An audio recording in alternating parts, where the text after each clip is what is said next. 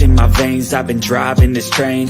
Years in this lane, there's no stopping this flame. Cause I came to the game and I changed it to play how I like, rearranged it to my own domain. Yeah, I got what it takes, made lots of mistakes, taking shots, skipping breaks, feeling lost, feeling great, popping off, singing straight, never stopped, never changed. All the squad here to play, and I've got something to say, yeah. I work hard each and every day, I get lost in the words I say.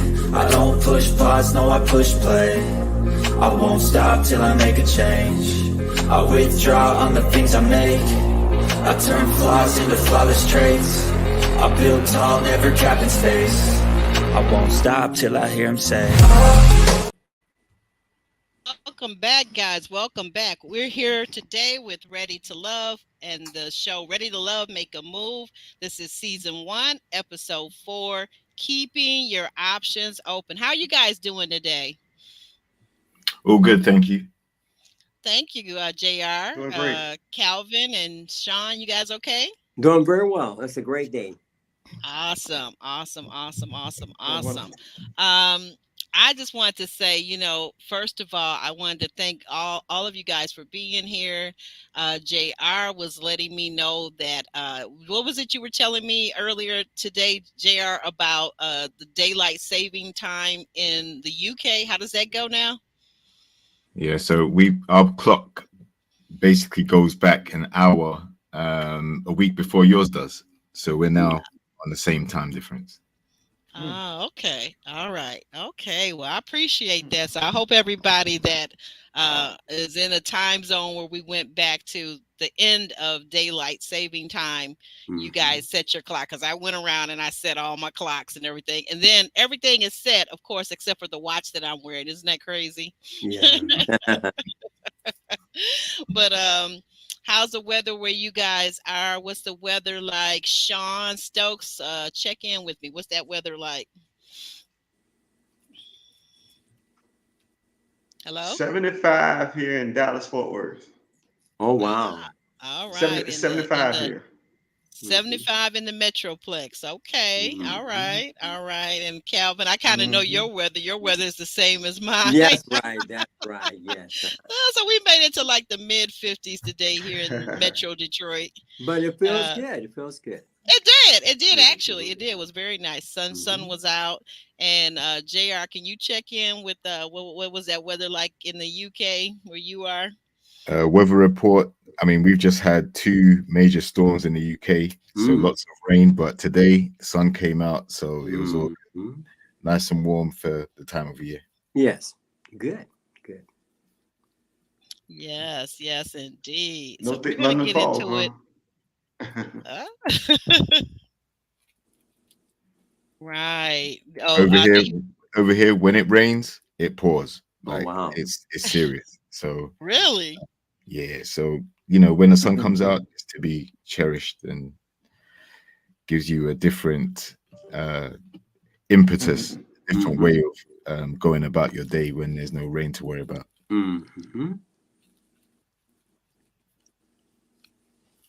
Thank you. Well, what did you guys, in brief, and then we're going to jump right into it. What did you guys think in brief about this episode this week?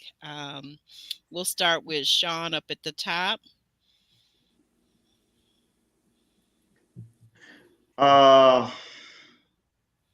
This episode was something else. I mean, I'm not going to start with the obvious with Ashley, the problematic issues with Ashley, but I'm going to start with I'll say it like this, if trying to apologize and not really apologize was an issue. I didn't see the sincerity and apology. I think it was just something pushed and forced between Sharice and Zadia. Okay. Thank you for that. Because see, okay. All right. Thank you for that. I appreciate that. And I don't know. I didn't see it. Okay. Calvin, you want to tell me what your thoughts were? Well, it's interesting because they're learning how to not just get along with others, but how to get along with themselves. Because when you're in close proximity with people that are strangers, um, you have to be able to deal with them in the most diplomatic way instead of being more antagonistic. You got to concede to the greater game because after all, you're trying to make the environment good, so you can be more strategic about how you go about bonding with not just yourself but with the man as well. So you have to get out the way because you're learning stuff about yourself you need to know because the spotlight is on everybody when you think about it. Good point. Good point. When you said bonding with the man, did you Well, mean I'm the saying man? so far as Oh, you're learning how to be more in tune with what your needs are when you're dating somebody. It's just what you want. So if you can be amongst one another and discuss the game plan or what is it you're doing wrong. You've been in the dating game for a while and you're relatively young, but you have yet to find the person that you that it works with. So if you can just kind of get into some better assessment of what you need to do, that's different instead of being. I'm talking to women that's in the households. Instead of being more confrontation, this is the time to get your game plan together because you're getting older. I like that. I like what Mm-hmm. you said too Mm-hmm. about each person taking ownership and Yeah. assessing Mm-hmm. themselves and Mm-hmm. not just assessing what the other person may or may not be doing wrong, but also assessing what am I doing That's right. Yeah. and Mm-hmm. what could I do better. What can you do better that's new and different? Because I thought you want to break the trend that you're in. You cannot break the trend if you still focus on the old behavioral patterns and thought patterns. That's it. It's hard to break those old behavioral patterns. And thank you for that. And JR, what are your thoughts on this week's episode? I think the apology uh, was meant to be the end of the chapter between Zadia and Sharice. I do think it was pretty much orchestrated because they don't want that to be the main storyline Mm-hmm. between the two of them. I also think that again we're seeing how much has been brought from previous relationships into this new current situation. Mm-hmm. Right. And in some cases, are they still bringing their experiences from the previous seasons that they were on, Right. and the dating choices that they made into this situation?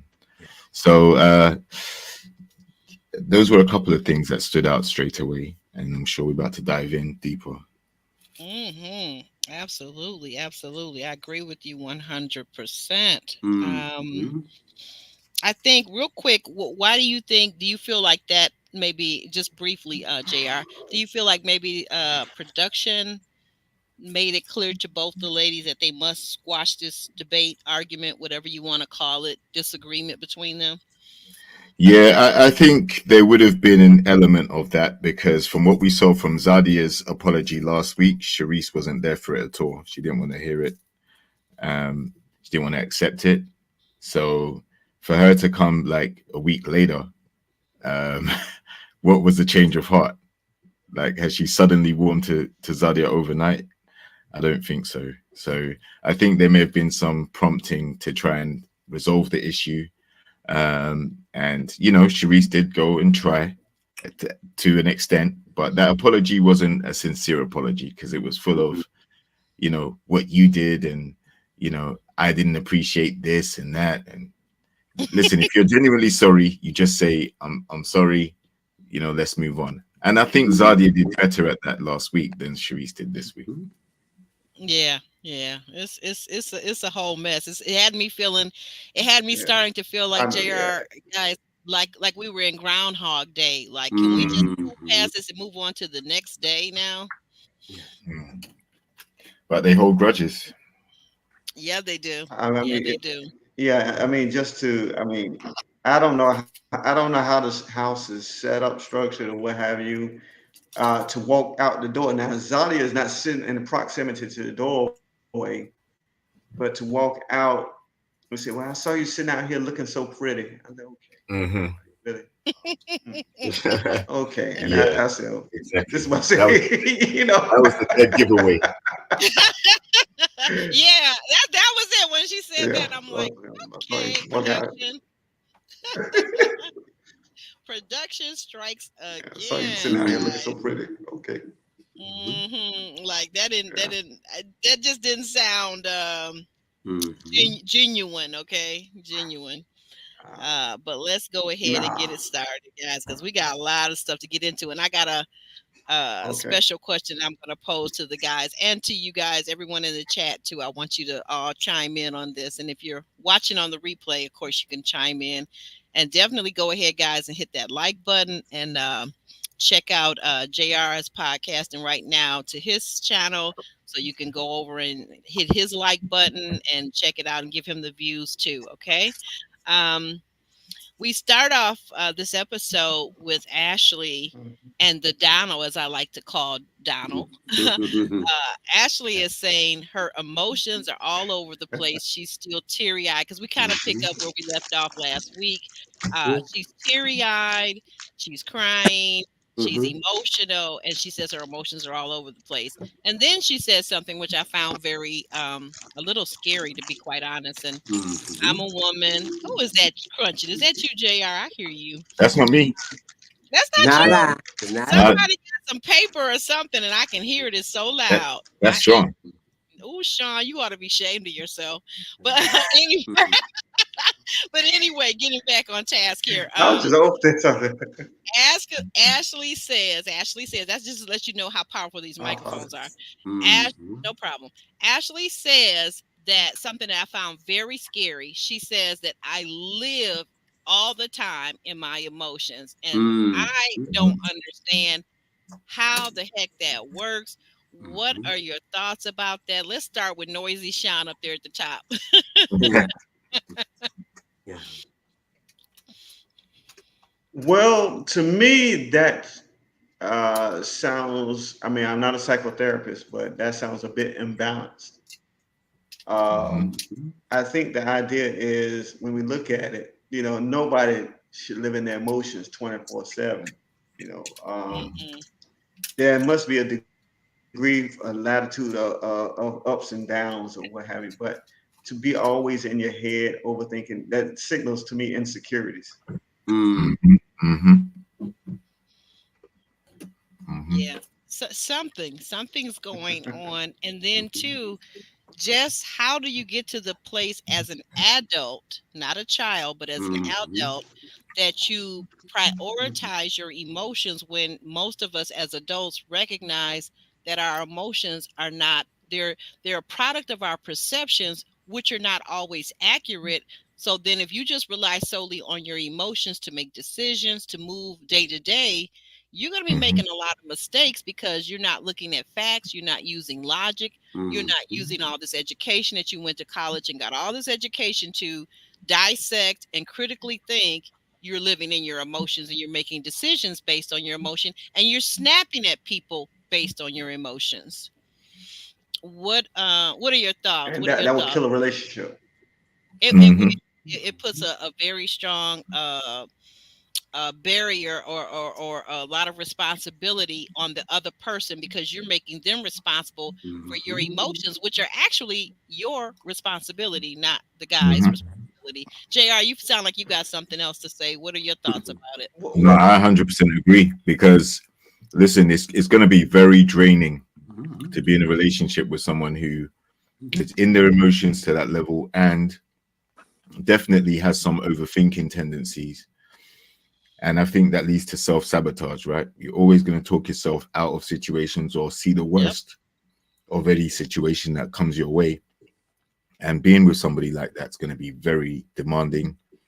And, it probably will lead to quite a few arguments and crossed words being said. So, it's not a good place to be in, but this is who she is. So she has to be able to master her emotions in order to see clearly what the opportunities are in front of her. Because sometimes, we go with our gut and it tells us something different than when we want to go with our heart or go with our head. And, it's dependent on how strongly you feel about something in those areas. And that usually dictates your decision making. And if you're unstable or erratic in the way you think, then your decision making is going to be a reflection of that too. Exactly. Very well said. And Calvin, what are your thoughts about someone walking around here living in their emotions? Interesting, because both of the gentlemen said they're not so much clinical in what they say, but they're making some very profound assessments of her. If she's so accustomed to looking at her emotions over reasoning, then this could be possibly an opportunity for her to change, because she's dealing with a relationship expert that's critiquing them and their thought and behavioral pattern so far as the problems that they're having in getting a suitable mate. So if she allow herself opportunity to be critiqued, and that these things could be, better assessed to see why she always is so easily moved emotionally and not so practical, This could be a great time for her to put more work into herself to change, because she's older, but she's not so old that she can't change. It's receptive to somebody helping her redirect all that energy, And that's what she needs. She needs to be positioning herself so she can get somebody. But before she can get somebody, she has to get herself together. Yeah, that's the thing. That's the thing. And poor Donald. Now, Donald, to his credit, or however you want to look at it, because some might say, is he being genuine? Is he being sincere? She comes in and she sits back down on the couch after cursing and saying, "Why are you effing playing with me? Why are you playing with me?" Which, again, I thought as a woman and as a lady, I don't think it's just my generational age, but I don't like cursing the person that I'm in relationship with or that I'm dating. I don't like it. And I darn sure wouldn't allow him to curse me. So I'm not going to curse him. So all of that, why are you effing playing me? Whatever. I think whatever question you have to ask the gentleman, you can ask it without that foul language. That's just me. But anyway, she sits down. She kind of calms down a little bit. He takes her hand and he begins to affirm that he is never going to disappoint her again. He says that I should have called. I'm never going to let that happen again. What did you gentlemen think about his move to try to assuage her and to calm her and to ease her fears? What did you think about that at that point? Sean, you want to take this? Well, first? I think that was a good that was yes, I think that was a good gesture. However, with a person like that, it sounds like a good promise, but I mean, nothing you could do really to per se help that person unless that person is willing to help him or herself. In this case, herself, because as I was saying, it's very draining because you spend all your life in your relationship walking on eggshells around this person. Yep. I mean, if you breathe wrong, why you had to breathe like that? If she happened to call him and he missed her phone call, why didn't you hear me? And you saw me calling you. Why didn't you call me back? And everything plays all in the head again, and overly thinking something. And so it just become, and like somebody just said in the chat, yeah, Donald dodged the bullet on that one.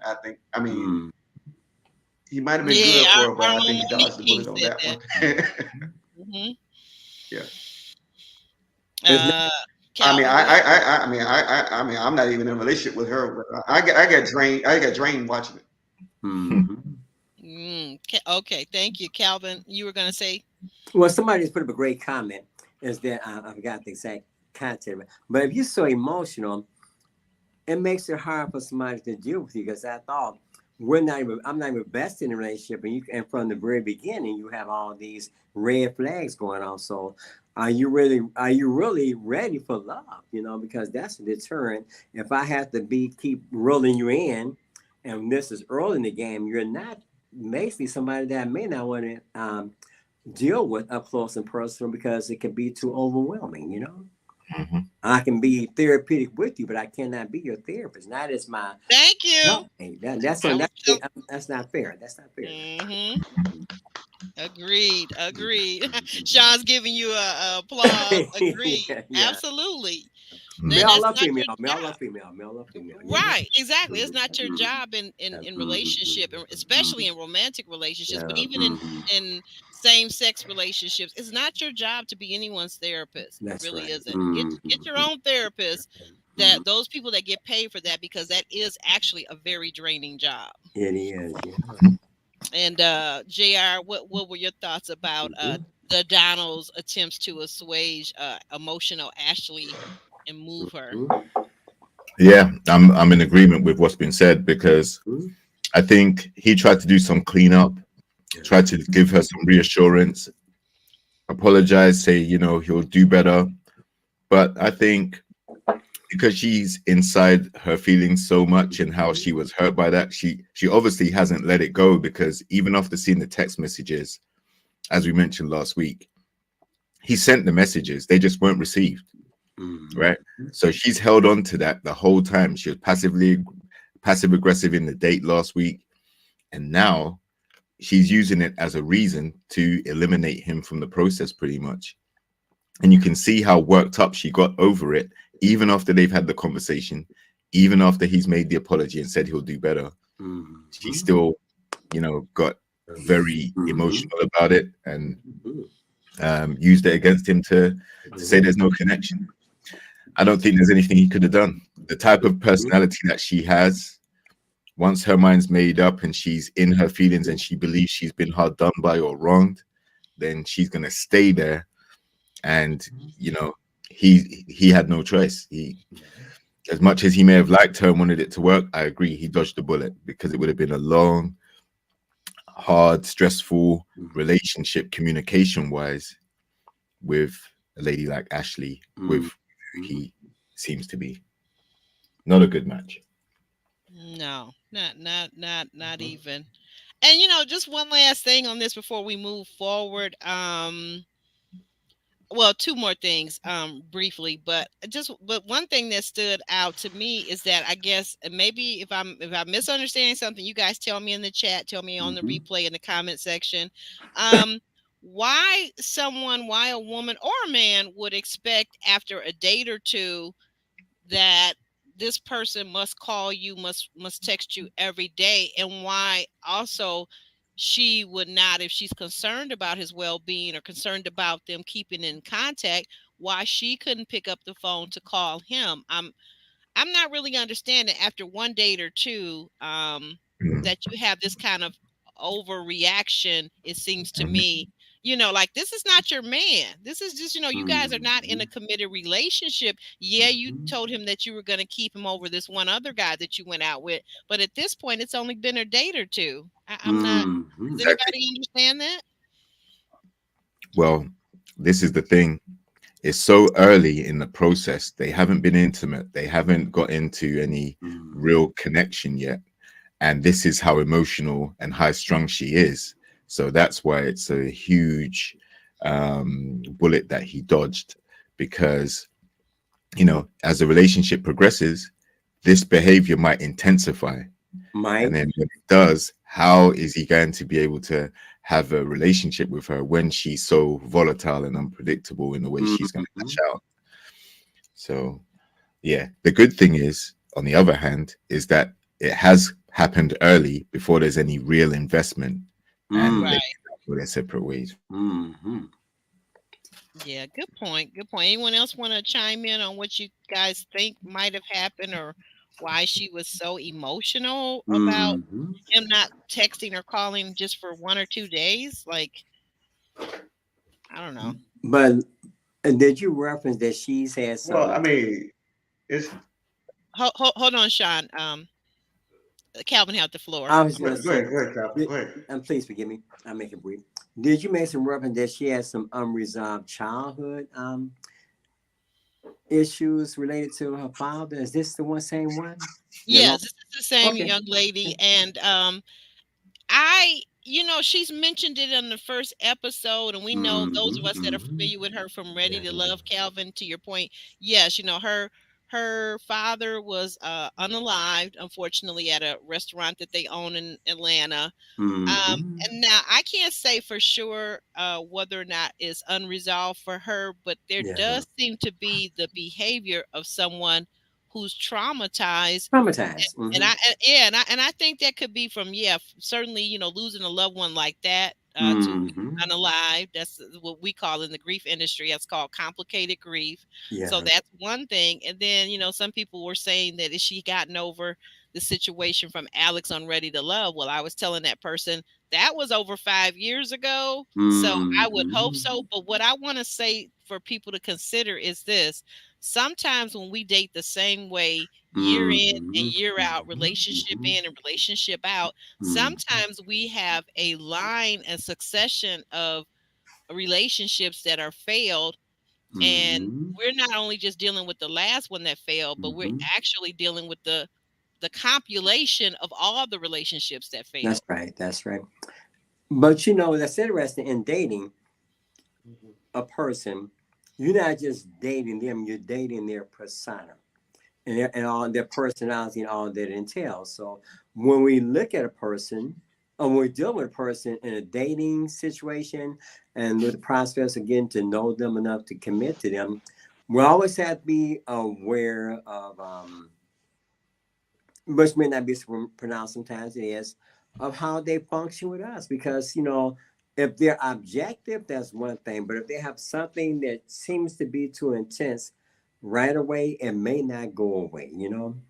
The intensity of it may get, like we said earlier, what's happening with her is so dysfunctional, it can get worse the longer she dates the person, because she's too intent on not being abandoned, on not being disappointed or disillusioned until she go over the top, whether she's conscious of it or not.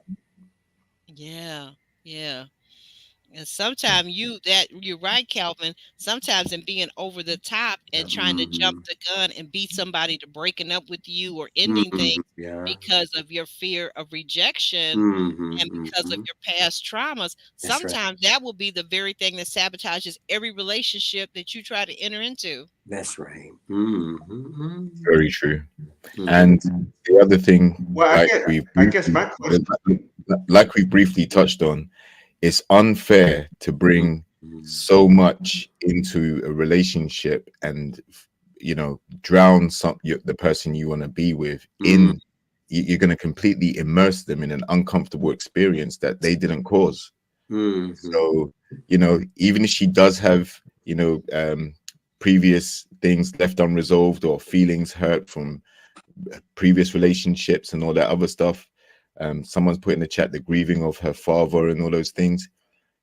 That is for her to then take ownership of those things and try and resolve those issues. And if she wants to have a relationship, she can't bring that and into the relationship and push that onto the person she's with, because that's unfair. And we would see it the other way if it was the other way around. If you have things unresolved, you have to take care of it yourself. You don't burden your partner with it and then lash out and all these other things, because there's no way he can resolve the issue for you, because he's not the one that caused the problem in the first place. So there's no justifying it. The fact of the matter is, if these are things that she knows she has, then she has to take control and deal with it. Right. We want to go ahead and thank you for that. We want to go ahead and get Sean in because he was waiting to speak after Calvin. Go ahead, Sean.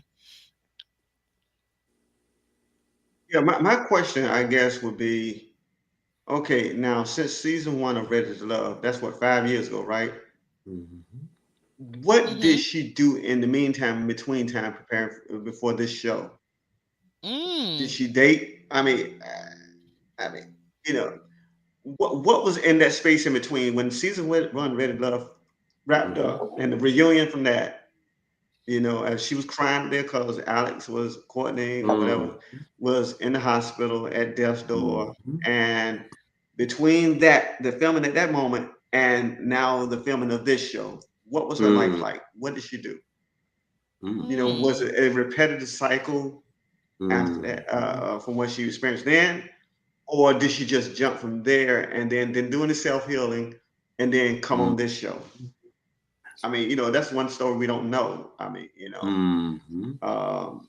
and because I think that can, to see how she moved from that then to now will basically begin to tell us a lot of things about her mindset, I think. You know.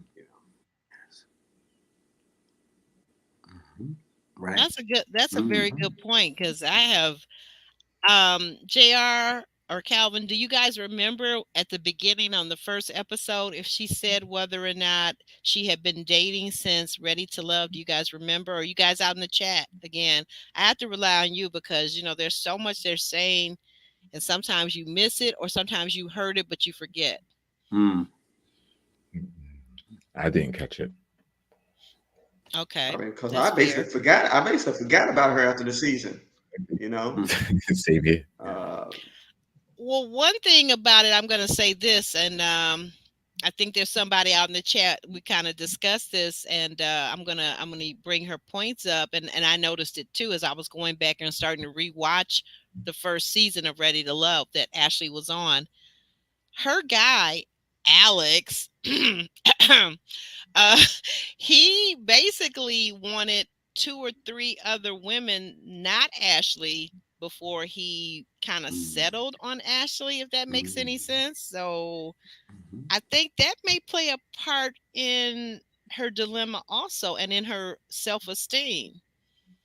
You know, like, you're on a dating show, and I get that the guys are dating each other. The guys are dating multiple women. The women are dating multiple men. But I was watching, and I was just on the early episodes, and I'm like, well, when does Ashley and Alex actually click?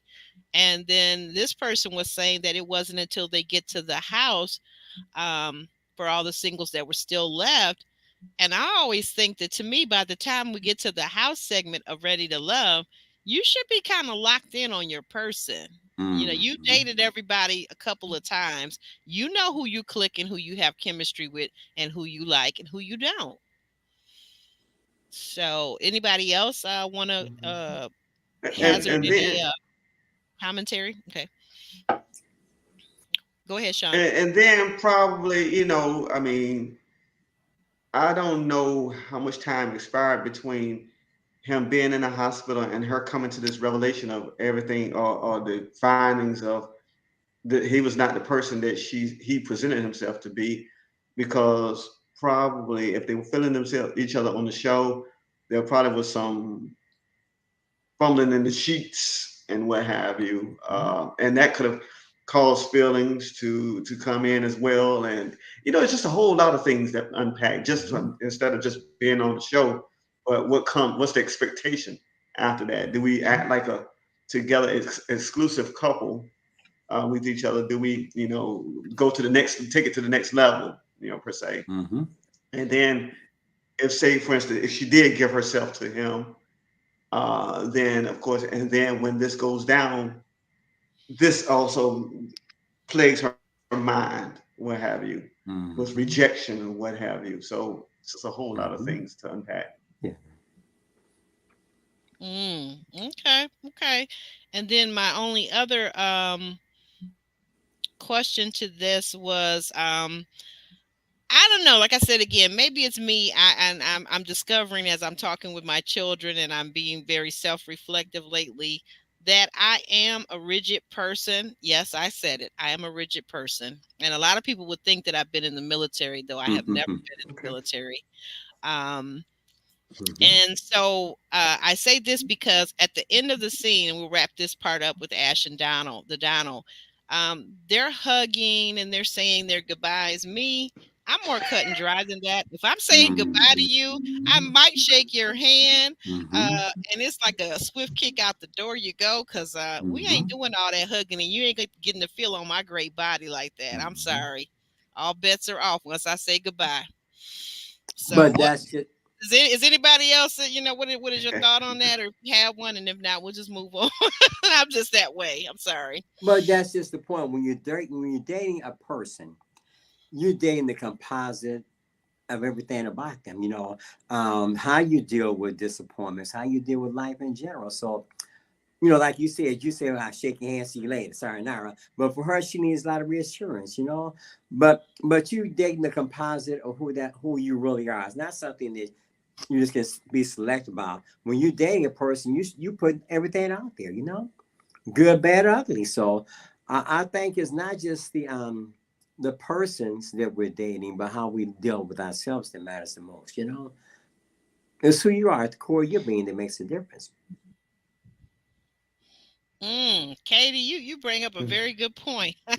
Katie says that maybe Ashley, if she's going into every relationship seeking nothing but validation, and that she seems to have no intention of building up her That's own it. self-esteem. That's right. I don't know, but it's beginning to feel like it, at least, because, and then this whole thing about living in her emotions, I can't get with that. I'm not. That's a trademark. Yeah, that's her trademark. And if it's like those people that say, I'm not rude, I just tell it like it is, and all that kind of stuff. That's the same thing. Like, to me, Same you're principle. you're undisciplined when you say you always telling it like it is, and then you trying to warn us that basically you're a rude person that doesn't know how to You filter what you're know, saying to yeah. people. It's no good. That's no good in relationships with people. You may feel like a champ because you get to destroy everybody's feelings by saying whatever you want whenever you want, but that's really not how society works best. That's not how I believe. I don't think that's how relationships work best. But so we move forward on that note. Oh, go ahead real quick, Sean. No, I can't. I don't know if JR knows about this, but I'm sure Aubrey and Calvin. I'm sure he knows about it.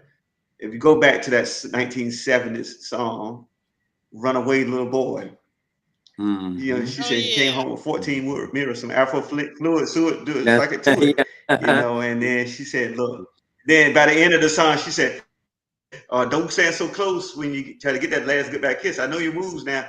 And then she finally breaks down. She said, "You promised you can get a job by Tuesday." So, it's the whole Oh, you think it was breakdown one of thing like those that. type of That's situations? Yeah. Well, you know what? And The I had to ask whole breakdown thing, that whole breakdown. Yeah. Wait a minute. You know what? I had to ask the question, and I don't know. I can usually tell by body language, and I have a little inkling on this one, but on Ready to Love, whenever I'm watching Ready to Love, I can generally tell by a couple of things: body language, hugs, the way the guy pats the woman on the behind or drops his hand low, that they're very familiar with each other, which to me indicates there's probably been some mambo going on in the bedroom with these two. Thank So you. I don't That's know it. if that's the case with the Donald and our girl Ashley, but it makes me a little quizzical that maybe because and at the end, toward the end of this episode, we hear that they've been there a month, and these two were connected right from the get go, right from the very first date. So I don't know what's going on with that, but like I said again, it doesn't matter if there's intimacy or not intimacy in my mind.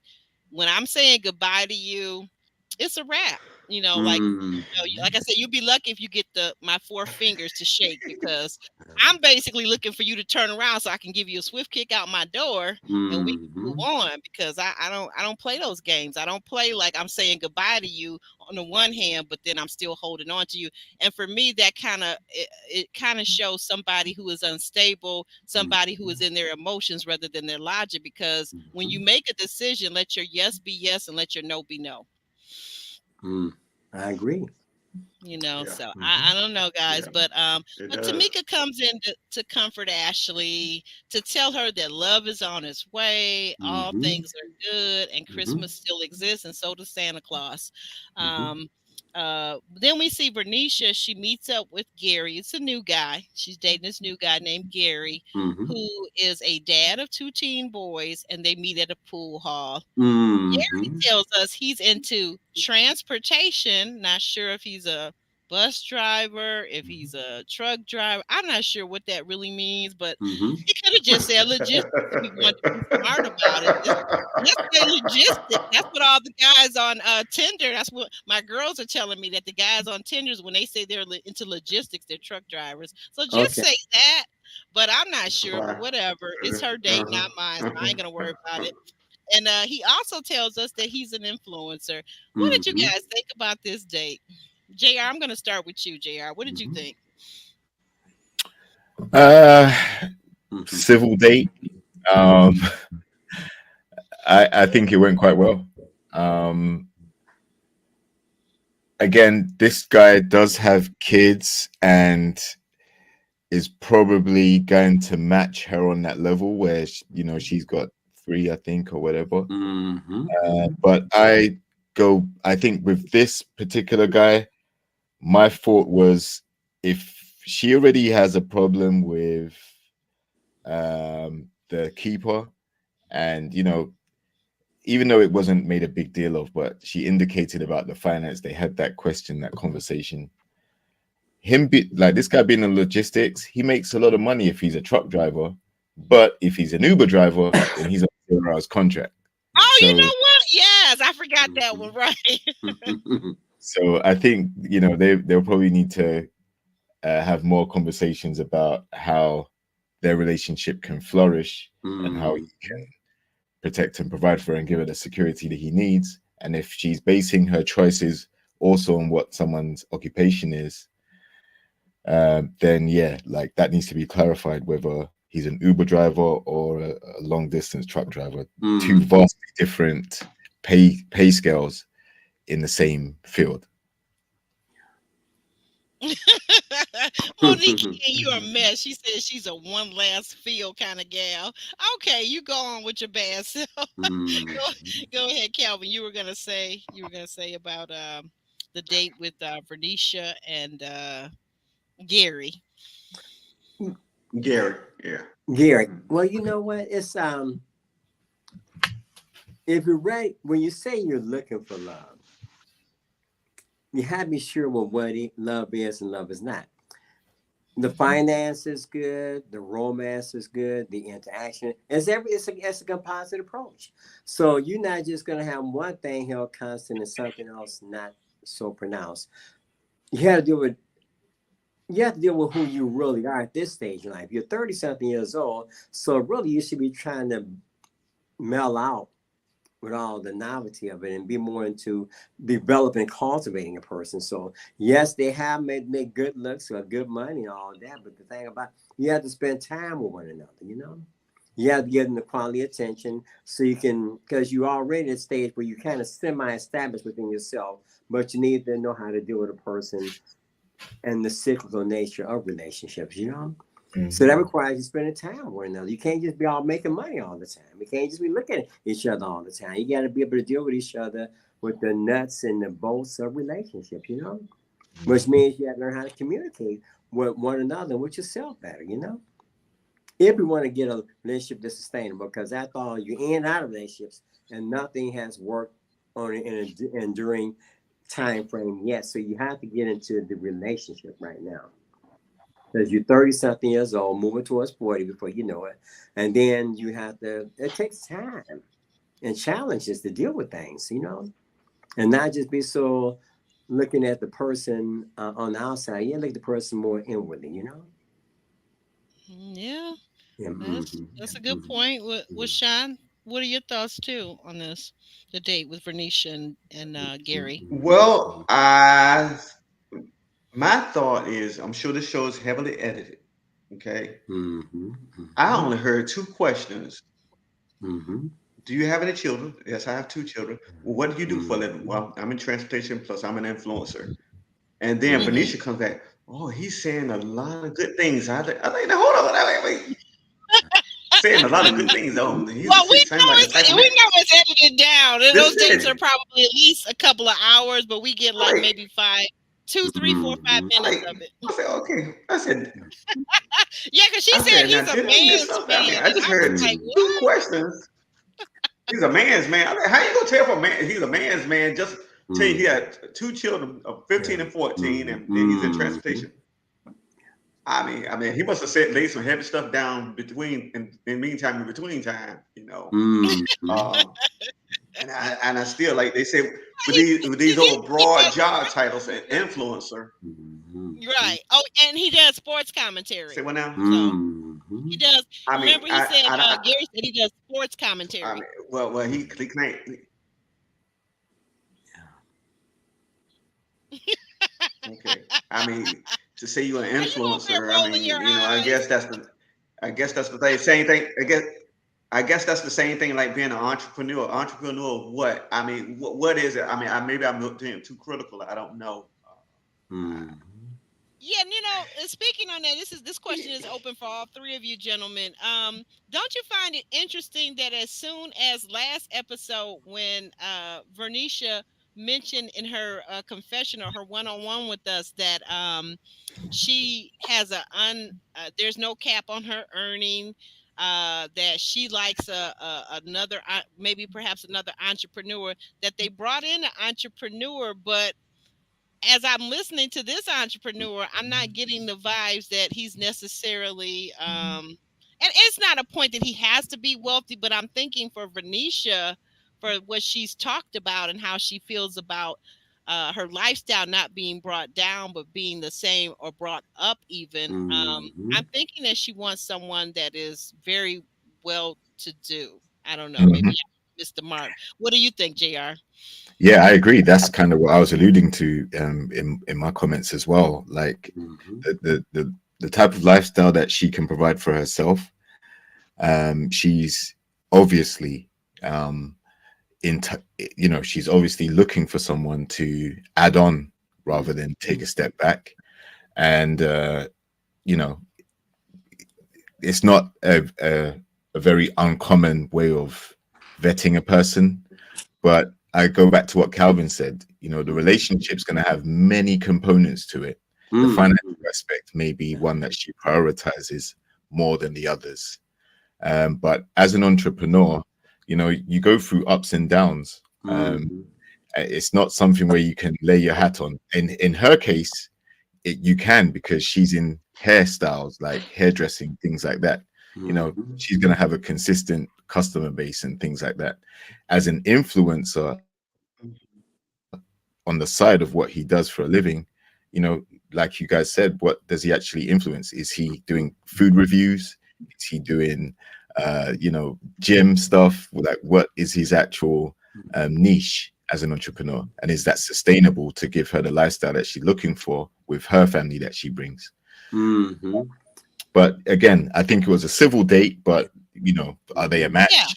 Is there a perfect match yet? No, there isn't. So, you know, just depends on what she's prioritizing in terms of where she wants to go in the relationship. Then it comes, they're both parents, they already have children. How you deal with your children?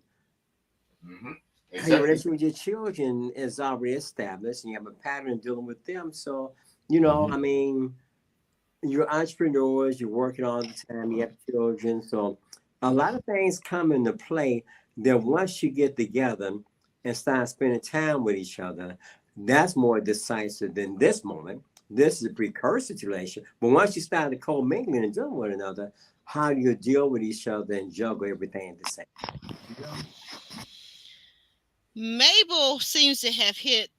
Thank you for that. Exactly. How do you commingle lifestyles? And that is something that Mabel and you both are hitting on. Sean, you want to chime in on what is it like? Mabel is saying that she feels like as if Vernisha is just falling for another Joelle. What do you think about that, Sean? Could this fellow Jabari? Anyway, I think Oh Lord. she guys, make sure you're hitting the like button out there. She mentioned in her confession that she wants to travel. So Jabari won't be able to do that. Jabari, I get the feeling Jabari is just a guy that probably never been outside of New Orleans. Probably. And Jabari probably ain't interested in seeing the world. That's why I get the feeling. Right. So I think the kind of man that she wants is a man that's a cult. Yeah. I get the feeling she needs a man that's cultured, a man that wants to explore different places, want to go beyond his own backyard or what have you, and knows that the world is much bigger than wherever he may be, you know. And I don't know if Gary will be able to provide that for her as well. If this is what she wants, if this is what, unless she's just saying that just to be saying that, I don't know. I hope she's not, but you know, um, I think she's put a lot of time and investment into her children. Now it's time for her to invest in herself. But the choices that she's making are not lining up with what she wants to do for herself. How so? Can you explain? Go a little further in detail into that. Well, I know this is not a representation of every man in New Orleans or what have you, but once again, I go back to the same question with Ashley. What did Venetia do in between her ending of her season in Ready to Love and now? What did she do? She had another scornful relationship just like Ashley did. The only two that didn't have a scornful relationship ending were Sharice and Zadia, but Ashley and Venetia both had scornful relationships. Venetia said that 2 weeks after filming, Joe's, and so what did she do in between the end of her filming and this show? She's back on, so apparently something happened or didn't happen. I don't know. She's back on the show again, so looking for love again. Yeah. I just really like what Mabel says. I've been concerned about this guy Jabari being another Joel in that. And what I'm saying by another Joel, a guy who's a player from the Himalaya type of guy. We know from their first date when she asked him, he said that he had been a player, but that he wasn't any longer. And she said for how long? Maybe a few years. He seemed to agree. But I got the direct feeling that was not really honest on his part. Like, so maybe it was a couple of weeks or a couple of days or something that he decided he wasn't going to be a player anymore. I'm not really sure, but I didn't get the sense of genuineness when he said that. And I'm very good because I literally, back in the days when I was in the clubs, I literally could see a W on a guy's forehead when he was a player. I ain't gonna tell you what that W stand for, but the same thing that fellas like to call women, it goes both ways. So just think about it. But I'm just saying, I mean, like, nothing. I'm not mad at a guy. He wants to live his lifestyle that way, but I'm running out the other way from the guy that got that W on his forehead because there is nothing attractive about a guy who is whorish. Nothing. Right. But he's a the Lothario. problem is, Lothario. yeah, this is the problem though. Venetia doesn't have a problem with that because she stated that she wants to go through the process and date multiples. Jabari was the one that said, well, I've locked in on you. So, when she made the comment about how she locked in early on the previous show and she doesn't want to do that again and she doesn't want to feel like a fool, basically. And he said, well, I've locked in on you. So does that make me a fool if I've locked in on you? And she said, keep your options open. So that means go and date around. And then if we have a connection, then we'll work. If not, she's dating around. She's not putting all her eggs in one basket either. So if he's a player or not, I mean, is she a player as well because she wants to keep her options open and date? No, we're not calling her that. So I think, she's not really worried about that. But I do see some kind of mannerism characteristics that are very similar to Joel in Jabari. They're both from the same area for a start. Yeah, that part. Speak with the same accent, right? Because they're both from the same area. Now she may just be attracted to that southern, that mannerism, that characteristic. And I think this is also a case where if a lady likes someone more than she likes someone else, then she'll tolerate certain things more than she'll tolerate it from someone she isn't feeling at all. And, Jabari, she's given him a couple of lifelines now. So I think there is other things that she strongly likes about him that she's not prepared to let him go yet. Or maybe she's just waiting for someone who she better connects with. That could be. I was going to say we're going to get to that in a second, but I appreciate you. I appreciate what you're saying. And yeah, it does seem to be, it seems, she's talking out of both sides of her mouth, because she keeps saying that I got the power, but yet she still keeps picking Jabari. So how much power do you have if you're stuck in your choice that you made 4 weeks ago, and you said you weren't going to do the same thing you did with Joel? The first guy you see and you like, you pick him and you stick with him no matter what red flags you see, no matter what things that you see are dissimilar to your lifestyle and what you want in your life for yourself. You still stick with that same person. Okay. You know, And that could very well be a self-esteem issue as well. That could very well be a self-esteem issue as well, because you could tell yourself that I don't deserve any better than this. Because look at my life and what have you, and this is what I deserve right here, and you project that onto yourself, and you tend to attract this kind of man. Whether it be a Jabari, whether it be a Joel, or whether it be like a Kenneth and Shorty. I think Kenneth was from New Orleans as well. So I mean, so yeah, so hey baby, listen baby, so that whole thing. I think this is whole dynamic again and again. It's a repetitive cycle, and a lot of men, believe it or not, a lot of men pick up on that. A lot of men pick up on that, and they tell you what they want you to hear, and what you want to hear. They tell, because they see the void in you, and they'll play to that void. A lot of men will. Yeah. I agree with you, Sean. And to just like smooth talking Walter, Smooth talking Walter. And to add to your point, I'm going to come back to Calvin, because Calvin, you said something early on about patterns, and I think we were talking about Ashley at the time, but you said something about patterns. Could you expound on that just a little bit, about patterns and how people have faulty patterns or negative patterns in their life, but they still stick with them? What is the reason why you think that is? Well, you're in your comfort zone. And then you have to protect your feelings and your emotions, because, I mean, the experience, if a man is used to doing things a certain way, then for him, he can reconcile that all within himself. But when you think about it, the emotional attachment for a woman can be different, because how women are wired and physically made. It's a personal privilege attribute to be intimate with a woman. From her perspective, whereas a man may say, well, this is convenience,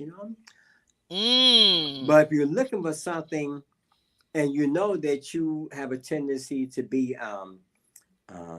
easy swayed, then you have to be protected with yourself, and because you can be moved by a man, because your needs and all that, and where you are in your progression, so to speak. So if you tend to easily fall for a man because you need that security and comfort that to provide, and y'all here tired of being lonely or unattached, then you are vulnerable as a woman, So therefore, you have to protect yourself, but you still want to be a part of the process, but you don't want to be so vulnerable and feeling just discarded so easily. So the experience for women can be difficult, because there's so many. There's a different. It seems like a different day, because men get what they want and they keep it moving, and women they need to be secure. They don't need to be discarded and to be casually treated. Exactly. So it can be hard on a woman here that's single and getting older, and then the odds start to work against this. They get to be 30, 35, soon be 40, so they may not be as marketable, So they have to look at making sure that they get more out of relationships now, not just being another discarded individual, and they're moving towards 30 and 35, and their marketability is diminishing, Thank you for that, because that's a real thing. And if Ron were here, he would double down on what you're saying. I want you to know. And Ron will be back with us in a week or two. So for those of you who've been asking, check back with us next Sunday. Mabel says something once again. Mabel, you are really hitting a lot of the points. She says that she can't keep telling men that she's been a strong woman doing it all for herself, and wearing that like it's a badge of honor. I absolutely agree, Mabel. And I think that we've got at least 2 women that I can think of off the top of my head. Vernicia's one, and Sharice is another one that has said on multiple dates with different men that, you know, I'm tired. I've been doing it all by myself. I've been holding things up and I need somebody to help me. I don't know if that's something I'm willing to dish out in my early uh premiere first few dates. That just me. And I know I'm gonna say this is an advanced process, an accelerated process, but you know what? That's a little bit too much vulnerability to me. And right now I'm in the point in my life, like these women, I want the soft life. And if you're not providing the soft life, we can't provide it together, then I'm not really sure what we're doing. We're probably not doing anything. So I get where the ladies are coming from, but back to Vernicia, yeah, that strong woman doing it all by herself, maybe isn't the best tack to take with these men. And I don't know if it was you, Mabel, that said that someone else said that old Jabari may be looking for a Well, soft place to sometimes, lay his head. yeah, Go ahead. true. Mm-hmm. Go ahead. Place to live. I guess. Well, sometimes with some men, some men will pick up on a woman oversharing, Yes. and when some women overshare, and intentionally, because a lot of women speak from their emotions and out of their heart. You know, when the book of Proverbs said, "Guard your heart, for out of it flows the issues of life." And Amen. so, a lot of women speak out of that vulnerable place in their heart. When some men hear, "Okay, she needs rescuing, she needs help in this area," da da da. So I'm gonna tell her I'm gonna play to what she says she needs, and I'm gonna get in there, and then they show a little interest. Oh, he really cares about me because this is what I want. This is always what I wanted. This is what I wanted, and boom, now he in there. He's in there. Whereas a lot of us men, we don't talk from our heart most of the time. We talk from our head most of them. That Exactly. you know, because you ask that man about how is his day, he's not gonna be well, I feel. Most of us men don't care less about how we feel. How we feel, you know, what have you. It's mostly the women. I'm not trying to be sexist or nothing like that, but it's just the way different sexes view things. You know, most women how I feel, most men what I think. You know, and so when a man is approaching a woman, he's going to come from that philosophy. Some men, not all of us men, but he's going to come from that philosophy. Yeah. Anything you wanted to add, JR, before we move on from Vern? Any other observations? Yeah. I mean, I think the Jabari connection again. I can see why there will be other things that have attracted her to make her want to keep him around. I do also think that, you know, when he was asked about his finances, for example, which is what she really was trying to get at one point, he could have exaggerated. He could have done a whole Rashid and Simone and stuff, but he didn't. Right? No, he he kept didn't. it real and said, "Look, he's on a salary." Well, baby, I'm broke. I'm broke, baby. Exactly. He could have done all of that, but he gave her the realistic situation, and it's for then her to decide whether she wants to move on with him, and she's chosen him. So you know, like at the end of the day, I think they're old enough and mature enough to realize they are not going to meet their perfect guy that ticks all their boxes. If they do think that that guy is out there, he's not going to be on the show. I'll tell you that now. But you're going to have to pick the best of a bad bunch. You're going to have to choose what's fundamental for you, like in terms of progressing into relationship, and what are your deal breakers. And, Yes, you that's know, true. with Jabari, like I said, I can see similarities. So I guess I can kind of see why she likes him, the connection, the chemistry. He seems like a laid back guy that might complement her in a lot of areas. But ultimately, the fact that she wants to keep the doors open, as she should, because it's her process. This is where the ladies are in control of who they date and who they keep. The guys aren't sending anybody home. It's all about the ladies' choice, right? And you know, Jabari has ticked most of the boxes so far. So as much as we may have our own views on how she should go about the process, she's basically deciding to stick with the guy that she's got the better connection with. Mm-hmm. Good point. Good point. Someone in the chat, Mabel again, I guess, is saying that Jabari may seem to be lustful. I'm just trying to figure out if he's lustful. How is he a keeper? Mm. I don't know. Because lustful to me indicates a person basically willing to be with anyone at any given time. Because they live just like we were talking about Zadia. So let me make this comparison or this analogy. So some women live in their emotions only or a large portion of their time. And there are a lot of men that live in their lust. So to me, both things are inadequate Right. to make the good decisions for partnership. If you're living in your lust as a man, you're just looking at who has the biggest whatever it is you happen to like, whatever body part, and you're basically objectifying women rather than seeing them as human beings and individuals. So same problem, a little slightly different, but it's the same analogy. You are not using logic, you're not using good partnership You're skills, driven and by emotions.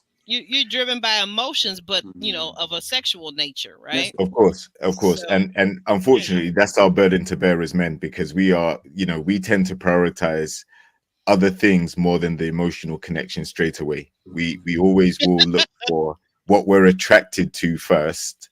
Sometimes it's the physical, sometimes it's the personality more. That it does differ. It's not just about who has the biggest buns, the biggest thighs, the biggest, that's not always the case. We true. don't always end up with baddies and IG models and all of that. No, sometimes we're attracted to other qualities that ladies have, and that supersedes some of the things that we may not usually find in other ladies. And in Jabari's case, he may be lustful and all of that, and that may be something that Venetia likes, because at the end of the day, if someone's complimenting you and telling you how much they're attracted to you, that should feel good coming from someone that you have a connection with or want to possibly have a relationship with. Like if you're so stuck up where you're like, this guy complimented me, he's a dog, he's always after the physical, he's only after the sexual. If you have that approach, you're gonna repel a lot of guys very quickly. Because I'm saying from a guy's perspective, we do see other things that you may have that are attractive outside of just the physical, but the physical is still something we prioritize more than ladies do a lot of the time. And again, it's also a mindset from the guy's perspective too. What your perspective is and what you perceive. So it works for you or against you. But moving into the age bracket that they're in, it's time to make a different approach, because 35, then 40, 45, then 50. Where are you going to be if you're in this mindset now with women and having things based upon your own terms? Where will you be 5 years from now? And that's what you look at, not just now, but moving towards 40. Where will you be in terms of the quality relationships you have? Or if you're in this pattern, just everything is about you, are you really ready for love? As you get older, you may have 40 is different. I would think 40 is different in the dating game because you start to diminish too as a guy in a lot of respects. You're not as smart as you were, so therefore you have to be fair to your own self. Once you're in this mode, it's about me and I'm the thriller and vanilla.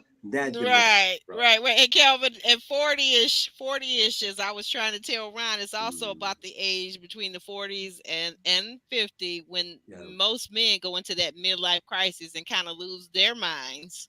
Well, yes, because for one thing, you go through a different shift, because if all you have is a braggadocio mentality and you have had nothing sustainable, then you're looking at yourself, what have I really accomplished? I've accomplished certain things, but there could be an immense void in your own psyche, you can be looking at yourself, what have I accomplished on a personal level? I have not have a tendency to be committed to nobody, not really to myself. I've done not just other people this service, but I've done my own self with this service,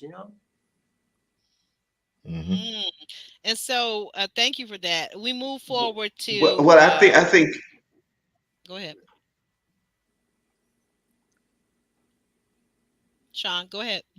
Well, I was going to say, I think that to piggyback on Calvin's point, that the men are at an age that Calvin really answered the question that the women are not dating for the potential of the man because they feel like now by you get time you get to this stage you should be established. Yeah.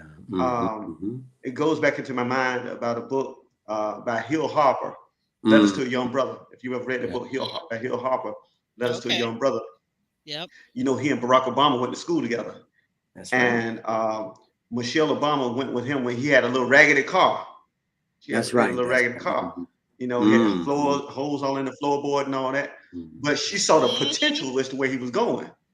You know, That's right. now if he was at the age where he is now, she would not give him the time of day if he had a raggedy drove up, pulled up with a raggedy car. You know, because she felt like he should be established by now. So a lot of women, I don't think, particularly these women on the show, are looking for a man that's trying to make his way up, that he should already be at that level per se, that they're trying to reach, what have you, not trying to get himself at that point.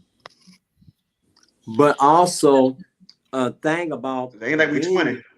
Yeah. Yes. No. Also in your 40s, what if you lose your job?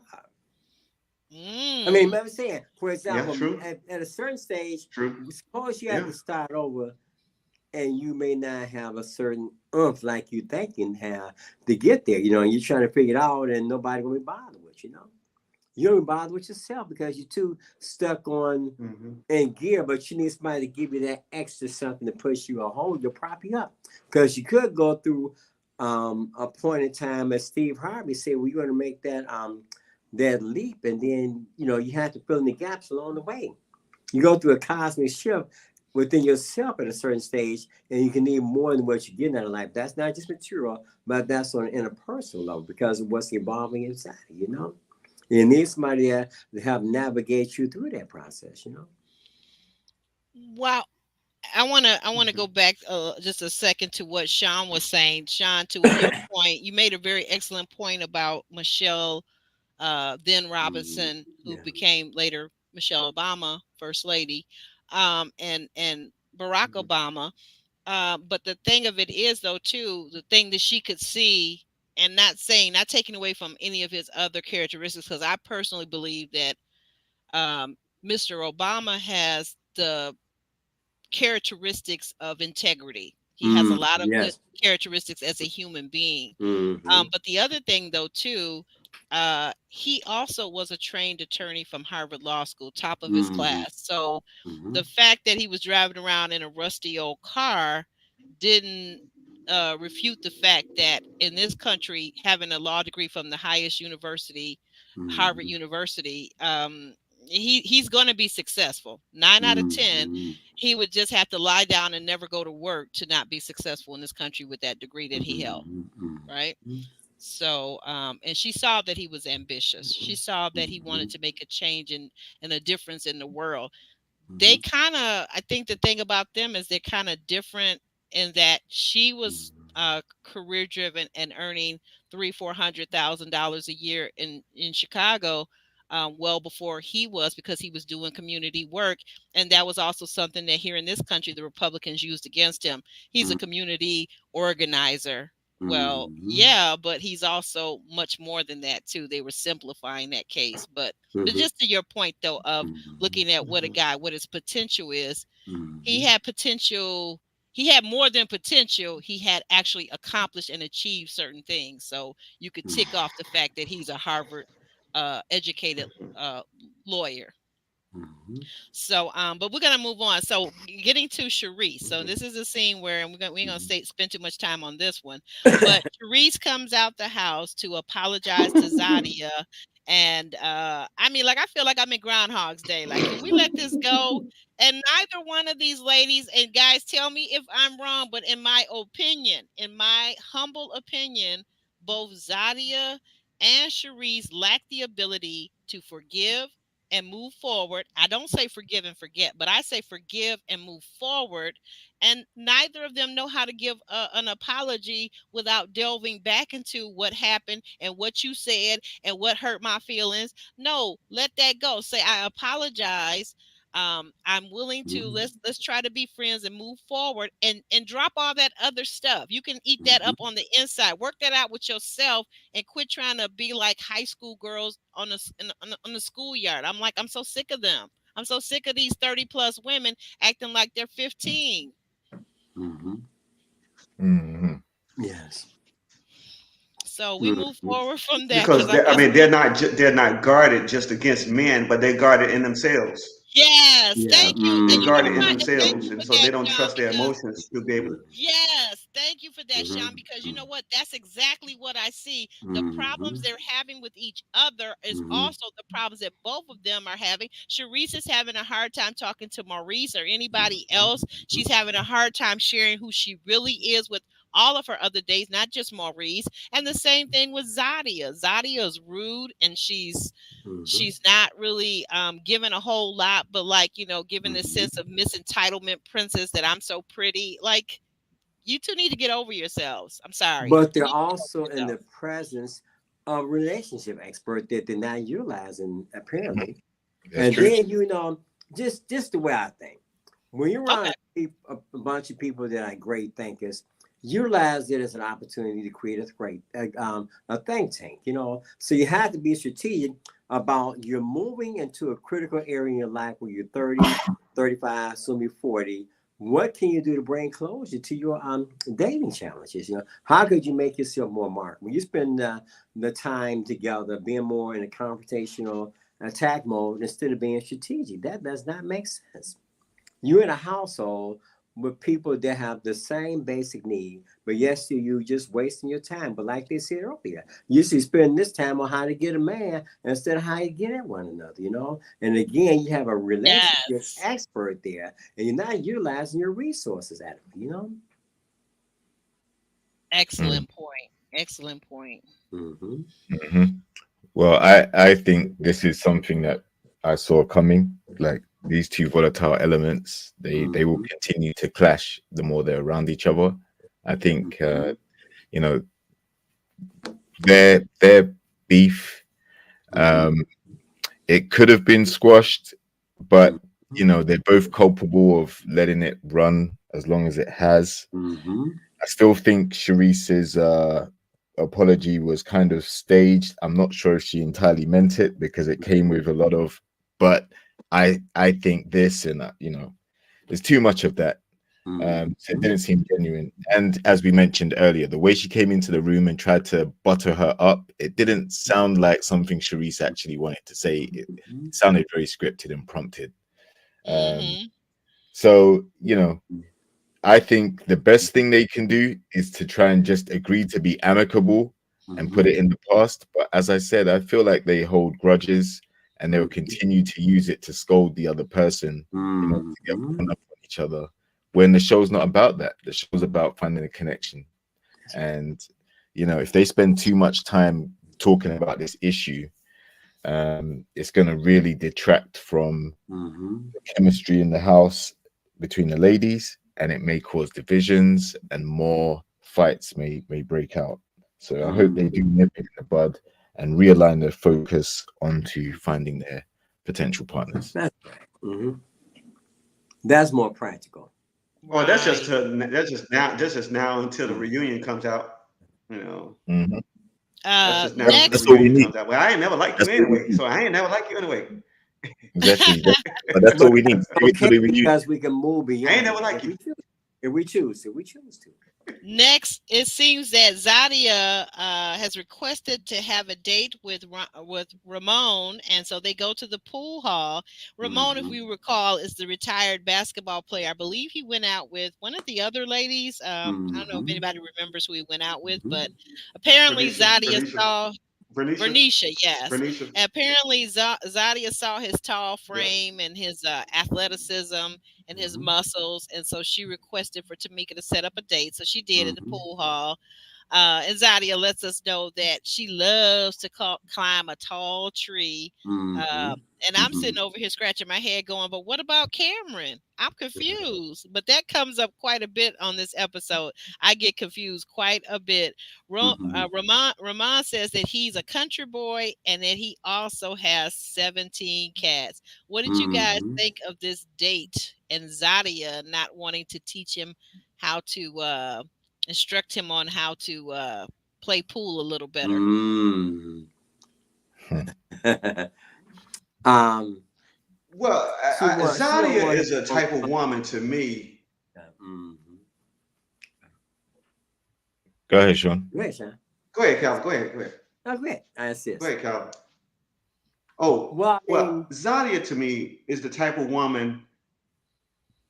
Zadia does not know how to become emotionally intimate with a man.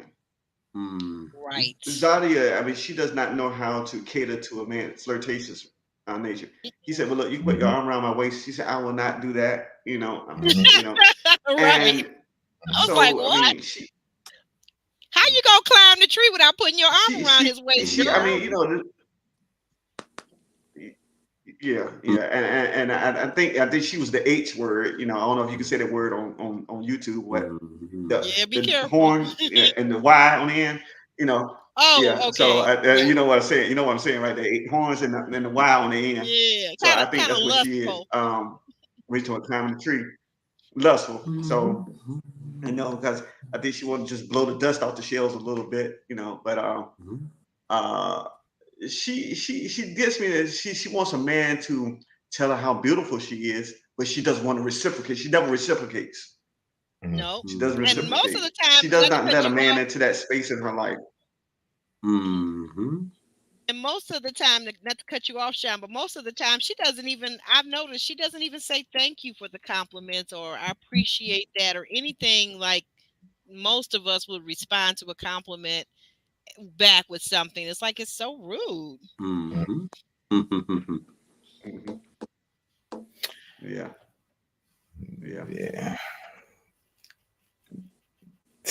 Well, she's putting up barriers, like you said.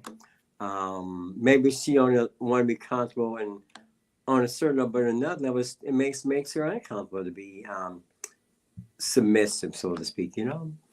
And shooting pool, there's a certain level of attack. When you're showing a person how to shoot pool, you can get in each other's personal space and all that. But a person that was where I got my first kiss, Calvin. That's what I'm saying. It can be very inviting. That's very physical. It is, because you're showing a person how to hold the stick and shoot. So it can be very personal, But if you're a controlling turn that fan on high over there. if you're trying to control a person, then when you in a personal relationship with somebody, you have to allow yourself to be a part of the process freely, So you have to be patient with a person and in tune with them and their needs, But if you have some issues with intimacy and insecurity, you need a lot of reassurance to let that barriers down. And then, you want to be comfortable with the role instead of giving so much, but then the person rejecting you or just discarding you. I use that because sometimes people have hypersensitive to that nature because of how their past relationship has been, So you have to be able to allow any person space without feeling so vulnerable, Well, I'll say something that you guys haven't really mentioned. In fact, you haven't mentioned at all. Okay. Listen, 17 cats is 17 cats too many. Oh, wait a minute now. As a person that is a feline mom, wait a minute. How you gonna say 17? You can't just take out like 15 or 14. You gonna say that all 17 are too many? All 17 got to go. Yeah. And because the thing is, unless he's running a cat sanctuary or some type of rescue for neighborhood stray cats or something like that, you don't need that many cats. That's too obsessive. And you're talking about going on a dating show where these ladies are trying to get into a serious relationship and potentially move in to your house or move to the area, how are you going to ship 17 cats to the new house? Or how are you going to allow this lady to come in with her furniture, clothing, items, and 17 wigs, you said? yeah, 17 wigs, Oh yeah, that 17 cat would cats. have a field day with those wigs. Yeah, that's crazy. So yeah, he's gonna have to make some adaptations if he's gonna find anybody. But the 'Cause cats I take it on the outside more so than inside. yeah, but you know, And maybe it's not 17 cats. Maybe it is. that's true. But you got cats, you got fur balls, you got hair all over the place, you got the smell of cat, you got cat food, you got kitty litter, you got too much going on in that house. I'm sorry. Oh wow. Well, that's true. So guys, thank you for helping me with that date. I think that I guess she had to try something different to kind of compare and contrast with her keeper, Cameron. So let me see here. Where am I at in my notes? I will say that that's Kirsten. I'm so confused here. Next we see Ashley, who meets up with Justin, who's 35 and the director of hospitality at a major hotel there in New Orleans. And he has a great smile, according to Ashley, because she's all in his teeth and she's busy telling him how beautiful his teeth are. Tell me about. I'm like, okay, all right. Justin, he to his good nature, he seems to take it all in stride, and he also lets Ashley know that he's very family oriented, and he seems to talk about that he's very intentional about finding his lifetime partner, his long-term partner. So, what did you make, Sean, of this date? What did you make of Ashley and Justin with the perfect smile? Here she goes with the extra drama again. Oh, I'm all in your mouth. Oh God, I see you. Oh God, have mercy. Come on now. Look, pipe down. And I think that's just the representative come out first. Then next thing you know, the emotionally insecure Ashley will come out. So it's kind of like, this one leads into that. It's because she was the same way with Donald at first, and then it said the same way with Kirsten. Now she's the same way with Justin. So I mean, Justin, yeah. So is that same kind script, of different cast? Yeah, same script, different cast. Yes. So is that do you feel like that's kind of something that she uses? It's almost like a template. Yeah, a template, right. Personality cover up. A cover up, yeah. I think that's more what I was looking for. Okay. All right. Well, okay. Thank you for that. Calvin, what do you have to say about this date with Ashley as she describes his perfect teeth? Well, interesting because again,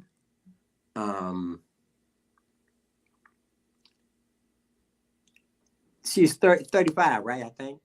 Yeah. 35 going to 40. Yeah. So I would say that you've been dating up close and personal for at least 20 years, So at a certain stage, when you look at a person's dating profile and their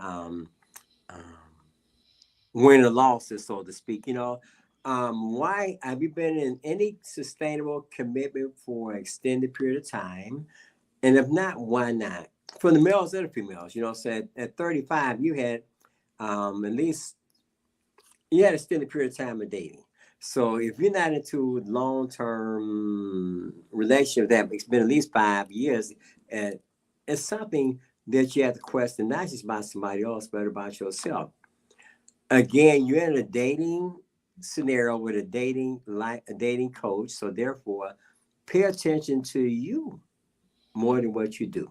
Don't just try to be so enticing to somebody else. Look at yourself a little bit more close and personal, Then look at the pattern that you're both in. That's for all parties involved. Because if you're at a certain stage and you have not had a long-term sustainable relationship, what is it about you? And be fair as best as you can. Absolutely. Because the challenges don't get any better as you start to get 40 plus, Then you move into another spectrum altogether. Because you dating people. you're dating people that had different jobs, different family dynamics, different people that have been in and out their life. You may have children. And if you don't have children, why don't you have children? You know? Stuff like that comes into play. Thank you for that, Jr. What is your takeaway on this? I think yeah, the attempts to flirt, I think her version of flirting is basically just, doing as little as possible because she's used to people finding her very attractive. So just a smile or the way she dresses, she's used to getting those type of compliments. In terms of reciprocating compliments, she may not be used to it, but I guess she's trying, right? She's complimenting the guy on his teeth. It could have been a lot worse, but then again, there could have been more. I think she's just uncomfortable being vulnerable enough to be in that space. And, um, she is old enough to have more dating experience, but really, age isn't really a good gauge for that because some people are more introvert or more career driven, so they don't make a lot of time, haven't made a lot of time for dating and getting to know how to compliment and how men work and how to reciprocate energy and all of that. If she's been by herself for a long time, she's usually been in her own echo chamber, so she hasn't really had to learn how to compliment people and get along like that. But again, this guy seemed like a cool dude, He but did. He did. but I just didn't see a match there at all. No. Between No, I'm with you, Jr. I agree with you, and good points, very excellent points that you brought out. Justin does ask her for her number, and she's excited about that. So I'm assuming that they exchange numbers. But my thought immediately after that was, well, now you got to call her every day. You got to make sure that she gets your call, or else it's going to be a wrap. So because she lives in her emotions. So, but next we see Sharice, and this is interesting because, like I said, turn that fan up on high. Sharice gets to meet a successful black single guy named Keith who is 50 and fine. Did I say fine, y'all? He fine. I think I He's heard tall. He's tall. He's dark. He's handsome. He's a master barber.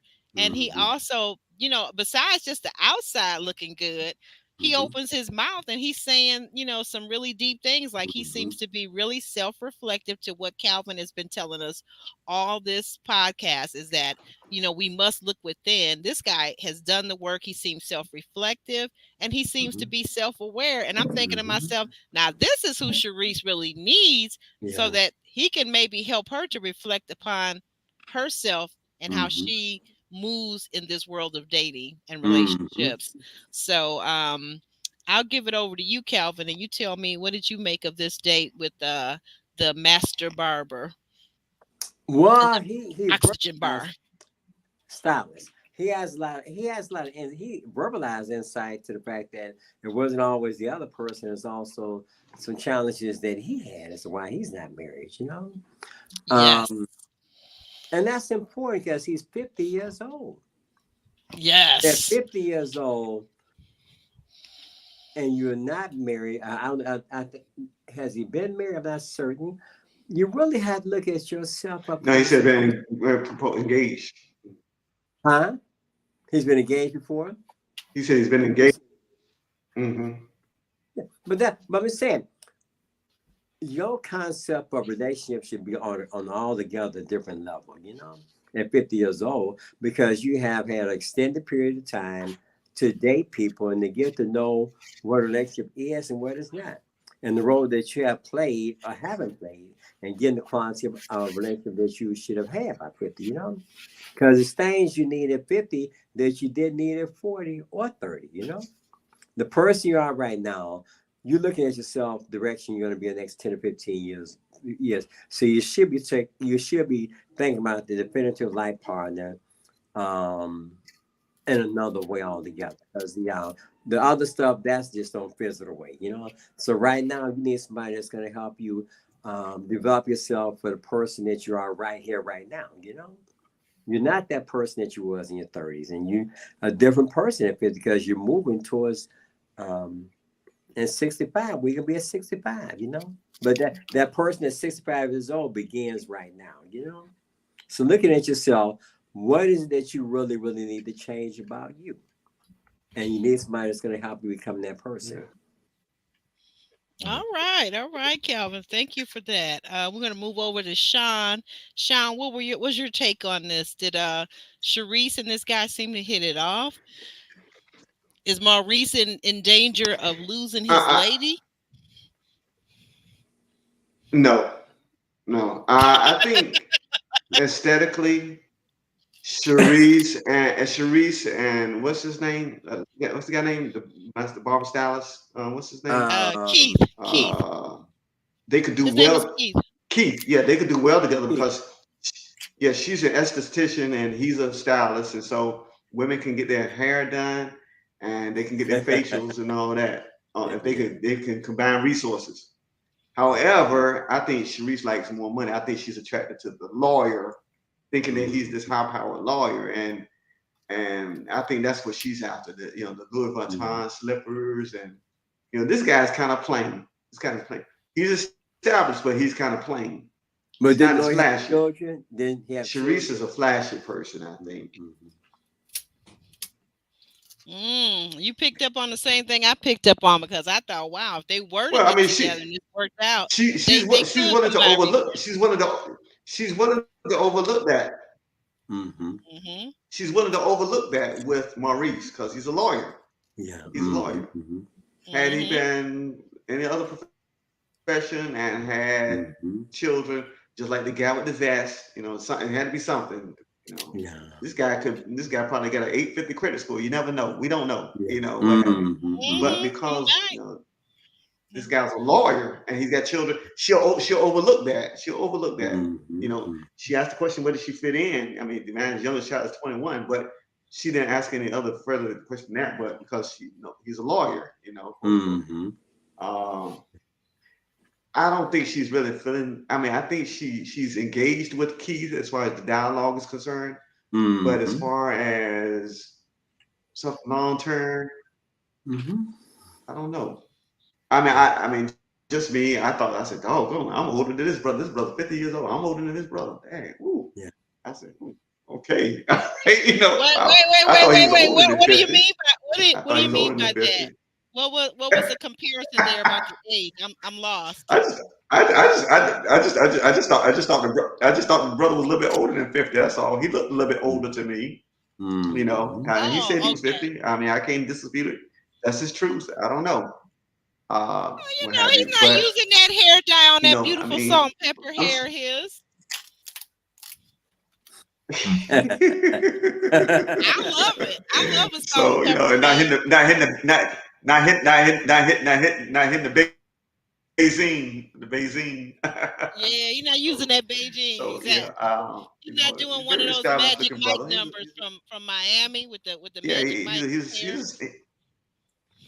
There you go. Yeah, he's an established brother. But I don't see it beyond that because I think Sharice is a little bit too flashy for him. Mabel, you are hitting all the points tonight, girl. Where have you been? You got to come in our chat every week. Mabel says that the brother Keith. He'd be a better match for Vern. Yeah, he might have been a better match for Vern. That's a good point. That's an excellent point. Of course. Let's hear from JR. JR, that is. I didn't think about that. I forgot all about Vernicia, the stylist, and Right. And he is an entrepreneur, like what she says she wants. Someone without any caps on their earning potential. Go ahead, JR. Yeah, I think Sharice, one of the things she's consistently mentioned is the communication aspect. So, sitting down having a conversation with this gentleman, she immediately felt like he did most of the talking. He was vulnerable. He opened up. He was quite expressive about his goals going forward and how his thinking process is. And I think that instantly gave him a lot of points in his favor. However, I see more of an aesthetic connection with the lawyer. And I also think, yes, she is definitely going to be interested in him being a high earning dating candidate. And you don't see many broke lawyers. In fact, I don't think I've ever seen one. So, you know, that lifestyle aspect, financial aspect is also a big tick for him. And, you know, a lot of people saying he's dry and he doesn't say much.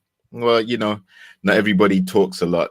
And some people are really into their food. And if you're not giving any conversation back, then yeah, like if the food's good and your conversation skills are weak, then what is he supposed to do? Like, he's not a big talker. You're waiting for him to talk and the food's there. Listen, I'm choosing the food. I'm sorry. I ain't got time for you to interrogate me and I'm missing out on my meal. But but yeah, so I think, you know, there was a good conversation because the guy was leading the conversation. Sharice really likes that. And that, again, we've touched on it previously. I don't necessarily think she has the depth to really hold a conversation. She's much more about feelings, how you made her feel, and she's going to pull you up on some of the things that you've said when you express things about what your goals in your future are. It's pretty much setting you up for an interrogation of sorts. That seems to be her style of vetting people. But, you know, like I said, the lawyer, I think they match physically, and I think the lifestyle that he can provide would be very interesting for her.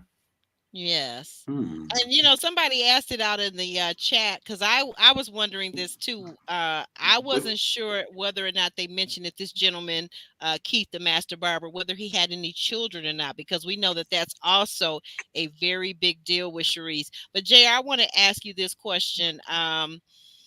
Why do you think that Sharice will complain about the lack of Maurice talking to her, and yet she still continues to keep him around? Why does she do that? Man, like I said, she likes his job. She probably likes his mannerisms. He's probably easy on the eye. So, you know, there are some other aspects that she values in him. But again, I think with Sharice, the less you say to her, the better, because the more you speak, the more likely it's going to lead into a confrontation or a situation where you're being interrogated. I don't think she could be with somebody who is an over talker for too long, because I think she will see him as trying to take all of her shine, or always talking about himself, or being conceited, and she'll start to use those type of weapons against him. That's a good point. She maybe needs somebody that is kind of laid back and less on the can words. I say something? And yeah, no, go ahead. Yeah, go ahead. Go ahead. Sean, go ahead. Sharice, Vernicia will understand what Keith does for a living because they're in the same field. And I forgot all about Venetia being a stylist as well. So I mean, they could work probably better together and not be in competition with each other. Whereas I get the feeling Sharice will be insecure, and you got all these women clients. I know you got to be messing with somebody. I know, you know, that's why I got the feeling that, you know, that it will not be enough time made for her, quote unquote, per se. And I think, really, to tell you the truth, that Keith could be Venetia's ticket into New Orleans. Keith could, I mean, wait a minute, if you're talking about moving again from Houston to New Orleans, Keith could be Venetia's ticket to move into New Orleans because they're in the same field. Yeah, okay, I see. Yeah. I mean, instead of having to go look for another shop, do you have space in your shop that I could start out with, and we can expand business? That could work. And you know, they could even take it further and have a couple's barbershop, hairdresser, salon where husband and wife can go and get groomed and all those type of things. But I like it. I think also Sharice, being an esthetician, she's also in the beauty business, right? She's also in the business of making people look good and all that other stuff. But the earnings that she makes, her clients are probably going to be far more high end because a lot of money spent on those type of treatments. Whereas barbershop, you're spending $10-20 on a haircut. So not anymore. Not anymore. No. My son go What? get his Where? haircut. It's Where? 50, Where? How much is a 70. haircut? How much is a haircut in the States? Please. Those are, you talking about the 1990s, dear. What? 1990s. So inflation driven the price of haircuts through the roof. How much a Oh, haircut? $40-$50. Yes, it has. $40-50 for a haircut. Don't mess around and get a shave. Don't mess around and Go get a ahead. shave. Don't mess around and have to What? get a shave if you're a man. And if I get a shave, it's more than If that. you get a Oh, shave, no. that's gonna be an extra Yeah. $10. Listen, you guys are getting robbed. You're getting robbed. I say so too. I'm with you, but I'm Yeah. a woman. I don't get haircuts, but I'm telling you, I can recall taking my son to the barber, and it used to be what you're saying, to your point, JR. But those are 1990 prices, because now it's like 50 for, like Calvin said, $45-$50. What? Don't go to no upscale place where, like, maybe you want to go someplace real upscale or Don't whatever. go to a stylist, okay? A stylist or something like There that, you because now go. you're talking $75. And No, and it's and not. It's not donuts, $15. No. donuts for the patterns and the side partings and things like that. I get it, but the thing is, like, are tips included in that? Because No. what? No. Your tip is No. your tip is on top No. of that. So then that's another $10, $15 extra. Oh my gosh! Yeah, you And get And okay.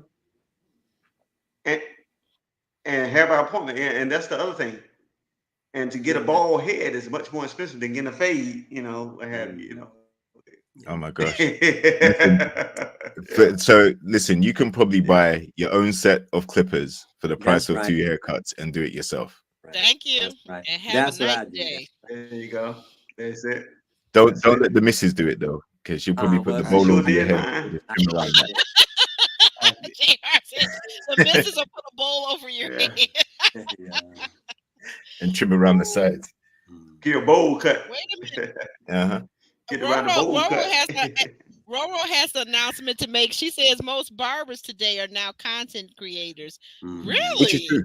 Yeah, which is true, because they have to showcase their wares. And, when people see images of haircuts that they like, they can then take it to their own barbers and say, listen, I want this trim, right? Oh, I see. I see what you're saying. It's another revenue stream. It's a way of advertising their work. And giving tutorials as well, teaching people how to cut hair. You got some who will show you what clippers to use, how to style, how to do different things. So yeah, a lot of them are going into content creation, because again, it's about looking good, making your clients look good. Oh, okay.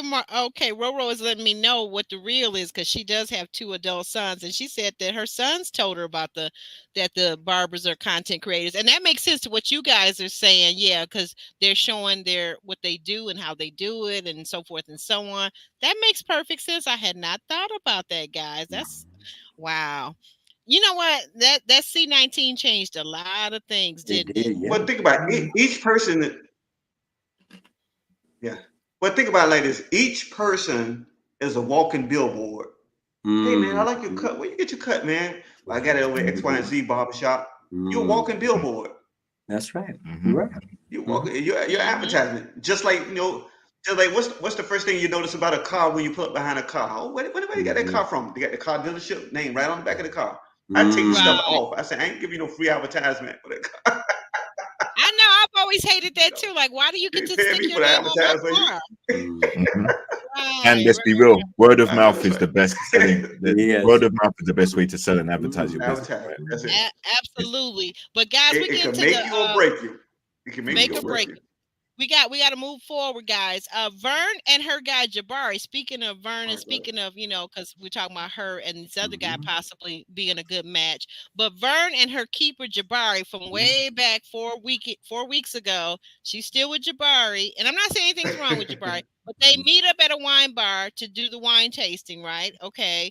Vern tells us that she won't repeat her mistakes of the past, but I'm just kind of wondering, will she?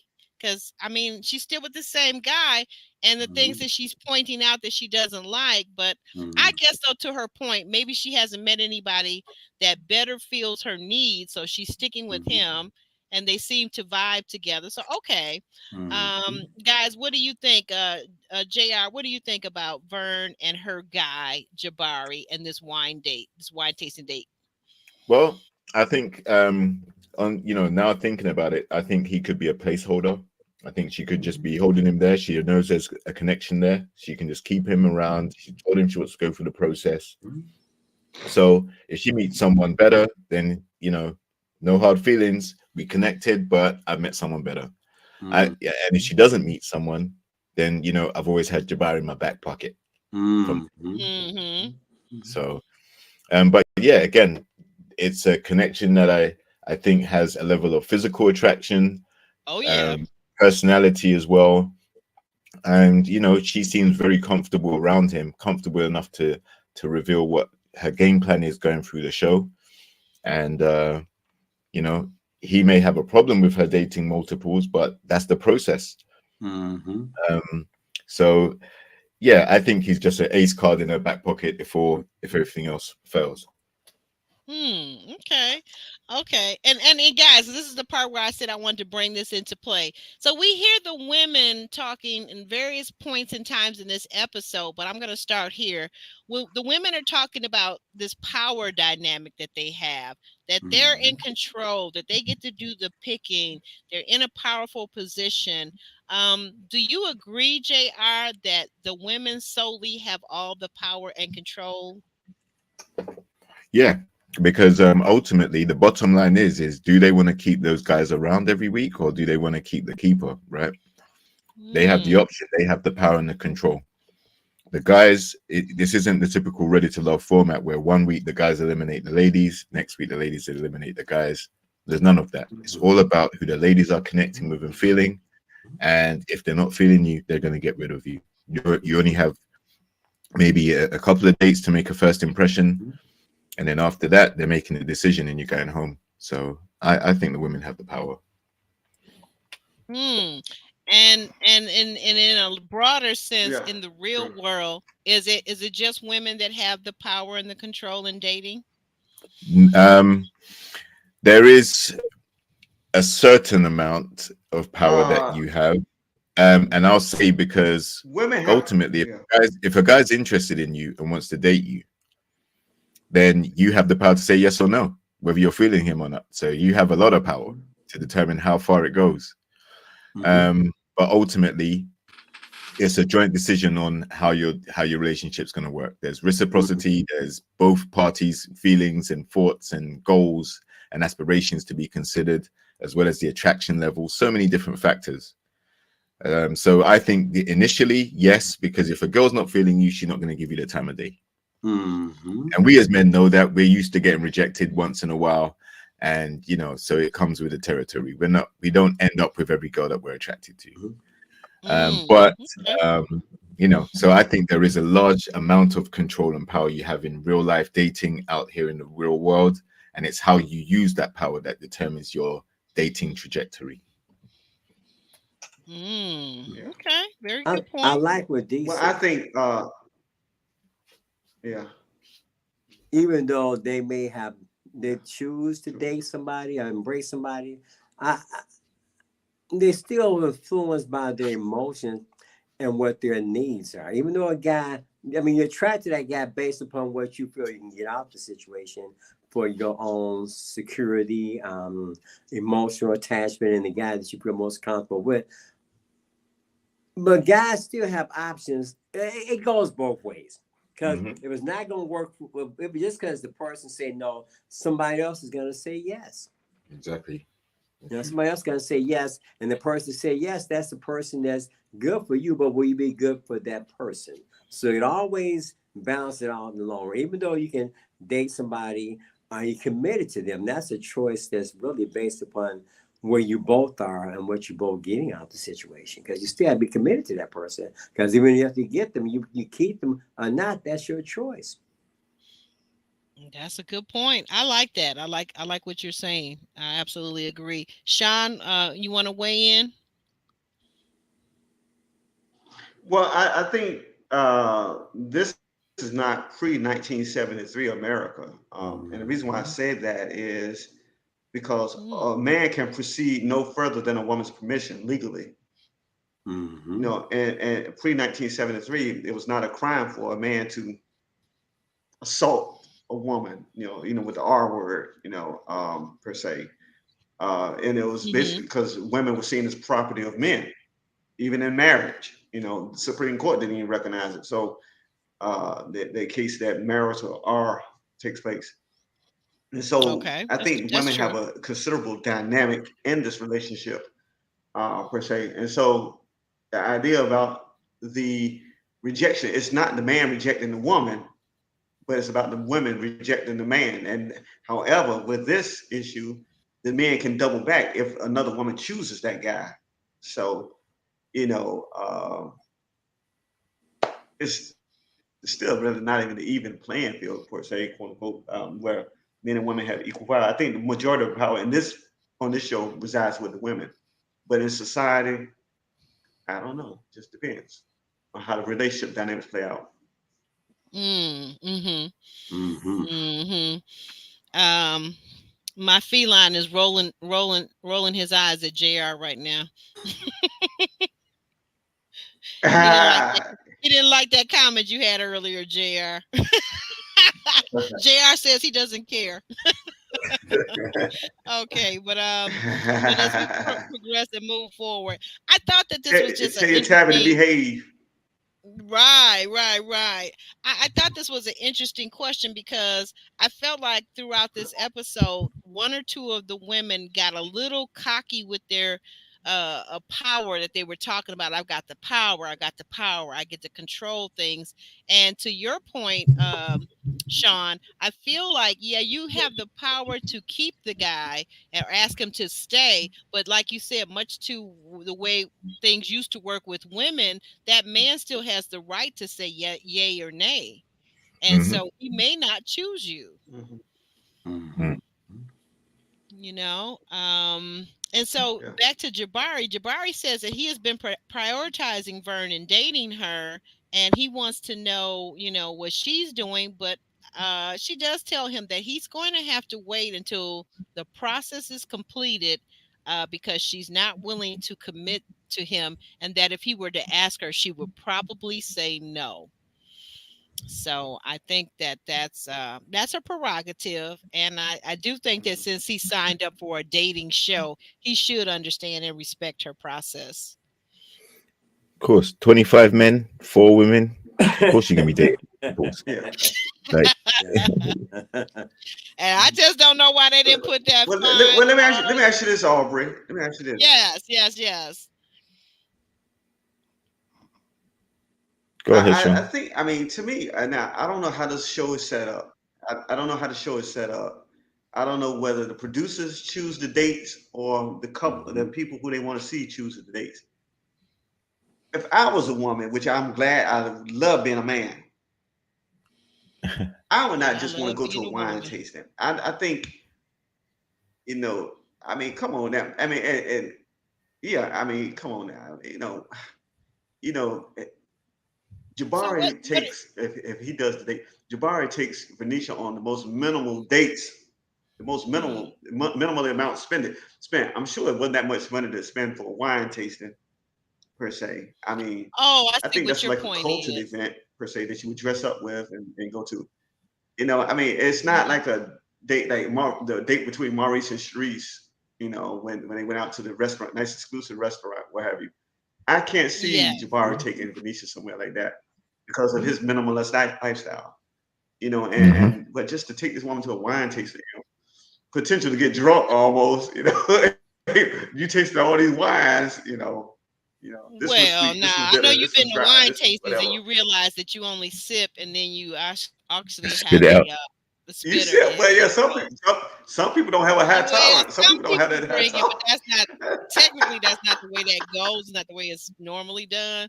But to your point, Yeah. I think you brought up something that I've talked about. We talked about on previous episodes, Jr. and Calvin and I, and that is that you know, Vern seems to indicate that she has a certain lifestyle. Now, what that lifestyle is, I don't know. I think you go over to her IG, you see that she does like to go out, she does like to dress up, so maybe that's part of her lifestyle. And to your point, what you're saying, Sean, maybe this man will not take her to the classy joints that she wants to go to. I don't know if that's if that's a thing or not, but what can she do? What can she do? What can he do? I mean, where has that gotten her thus far? Yeah, but when we're talking about these Yeah, dates, true. how many extravagant dates have we seen? We've seen going to the pool hall. We've seen, we've seen. Well, pool hole. Yeah, come on, that's not Yeah. that's not a Pool luxurious hole date. picnics and Exactly. Hold up, Sean. Hold up, Sean. Go So ahead. yeah, like if you're asking for these guys to spend money, I think most of these dates are production Yes. foot the bill for them and choose the location probably. Yes. So realistically, are these guys going to come out their pocket? No. Even the lawyer guy, if wow. he is affluent, he's mainly eating salads. He's taking her to Olive Tree or Olive Garden or whatever that's called, and having meals there. So like we can't really see an example of how much these guys are willing to splash on dates at this moment in time. That's a good point. And then I guess here's a question for you men. So how much dating will go on and continue? And is dating, I guess, I know married couples that go out on weekly dates or bi-weekly dates or monthly dates, but how much of dating and how long does a man date a woman until, let's say, the point where they have both agreed mutually that they're in an exclusive relationship? How much of that dating moves over to Netflix and chill? I'm at his house, he's at my house. We begin to start merging things. I mean, like, how much of this dating is going to be taking place, let's say after 6 months when we've decided to be exclusive? How much of that is really going to occur? You guys tell Hey, me. I might invite you over my house the first night. I might invite you over my house the first No, night. I'm Not not saying coming something over will your go house down. the first night. Whereas, Well, Sean, good luck where, with that. Some women will do it, but I don't invite me over your what I'm house on the saying when I first mean the date. first night, I don't mean the first night. What I'm saying is that Mm. I might feel that comfortable with you after we talk together. Ooh, he see how I'm After we rolling talk to my each eyes other, over here. I'm just No, no, saying that. no. I'm not saying anything gonna go down. I know I won't, because I won't be there. You be there, But just I you, mean, yourself, and you. I think the woman's level of I think Take your time. I think the woman's level of comfortability is different than a Take your man. time. You say what now? When you say Gentlemen, what now? take You, your you time. lost Take your time, you preacher. lost Take me. your time, preacher. Take your time. You lost me on you So invite me over on the first date. But go I'm ahead. not. I'm not. Take your time, brothers. I'm just saying that hypothetically. Woosah. Some men invite a woman over the first date. Some men will Absolutely. do that. Some men will do that with nothing in expectation. With nothing in expectation. However, Know a about that woman part. sometimes may think like, no, he gonna invite me over the first night, man. I mean, he must want something. Whereas sometimes some women, it might take you 3 months before you even get to know where she lives. I just meet you wherever, Ooh, child. what have you. So I don't know. I don't know. I think it's a matter of perspective and how you So Mm-hmm. I don't know. I that don't know. person, how you It's make my each other perspective. feel. That's how you make each other feel. Because if Yeah. you feel a person is Mhm. sincere in their intentions and you got your conversation going in a certain way where and you feel that this person you want to spend more time with, and as it progresses, you'll know if it's something worth your Yeah. time based upon how you make each other feel in a very comprehensive way, because if you're a person that wants to be in Yeah. love, then you got to seek out love.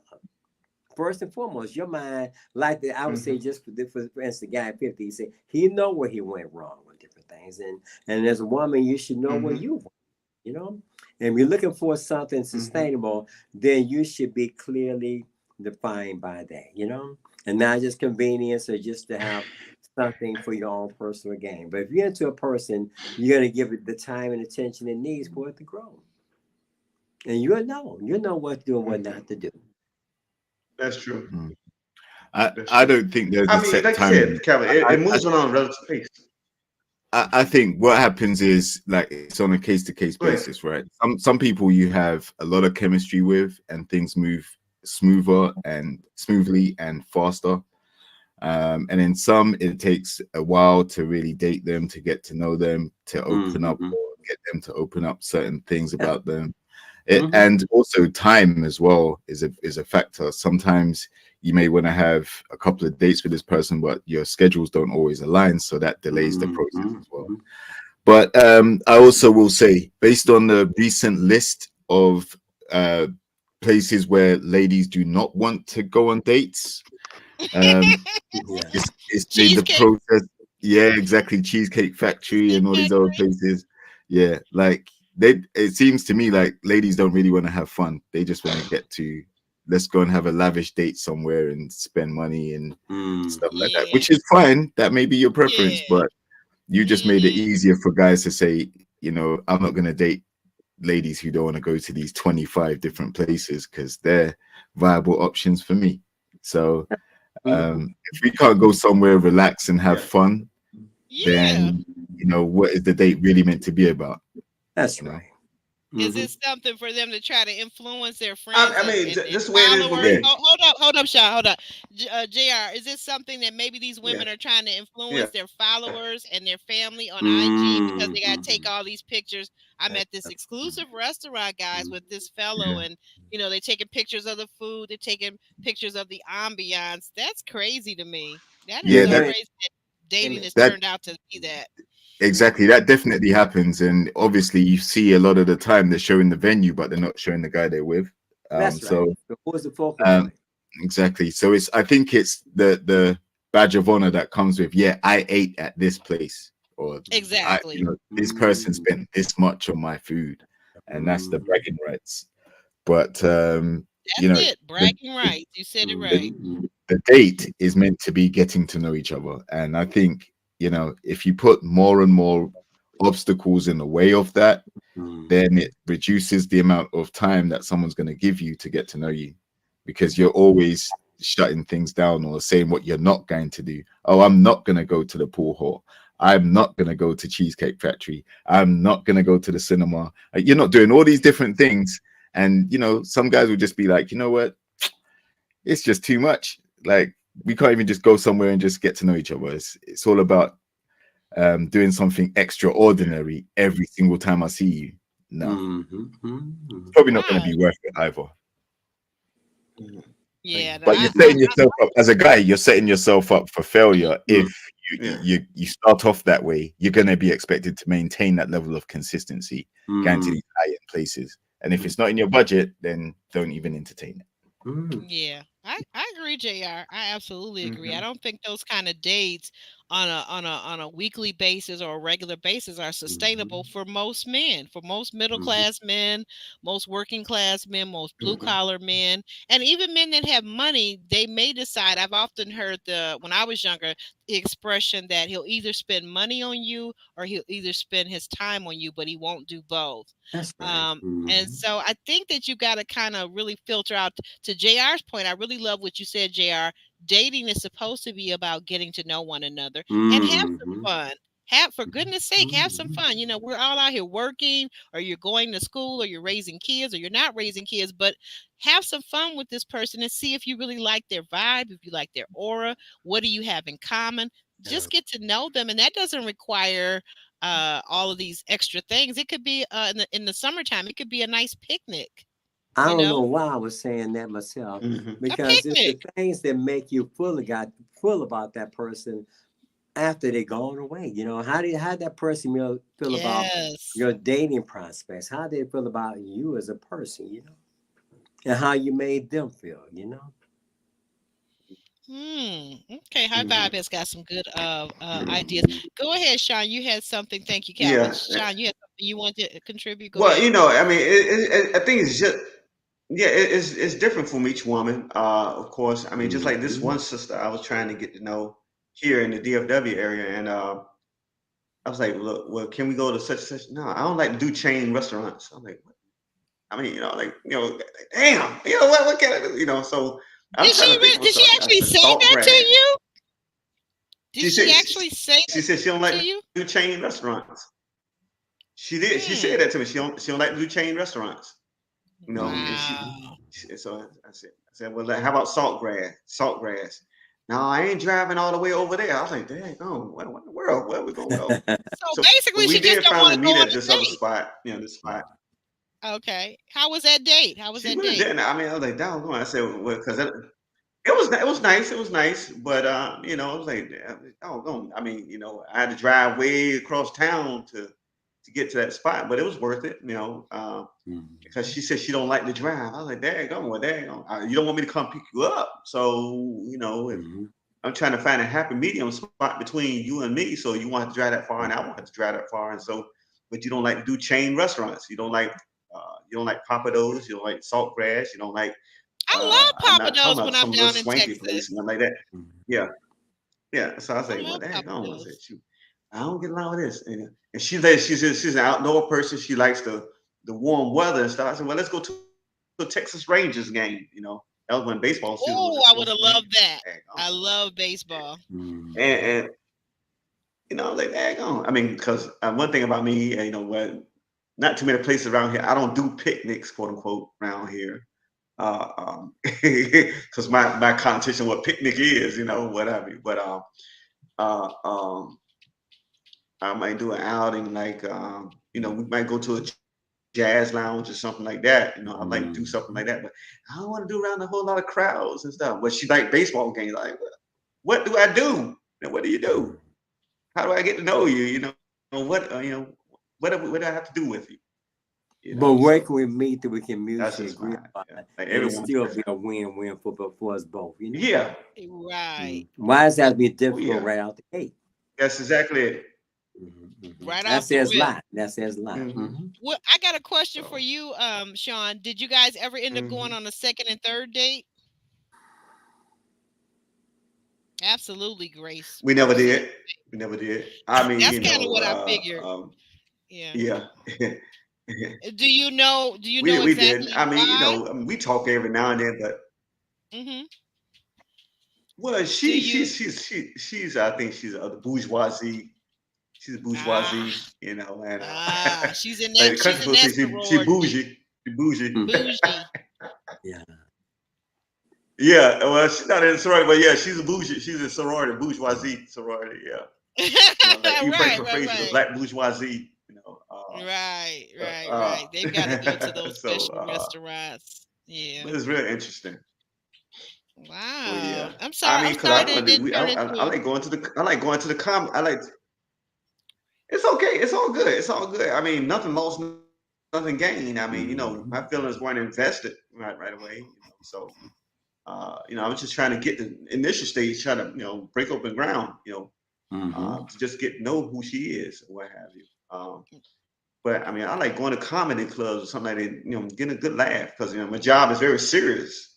So I like Mhm. just going to the comedy club, just let off steam, just Mm-hmm. what have you. Or maybe go out to a lounge, nice jazz lounge, or a nice dance. We can go do dancing or what have you.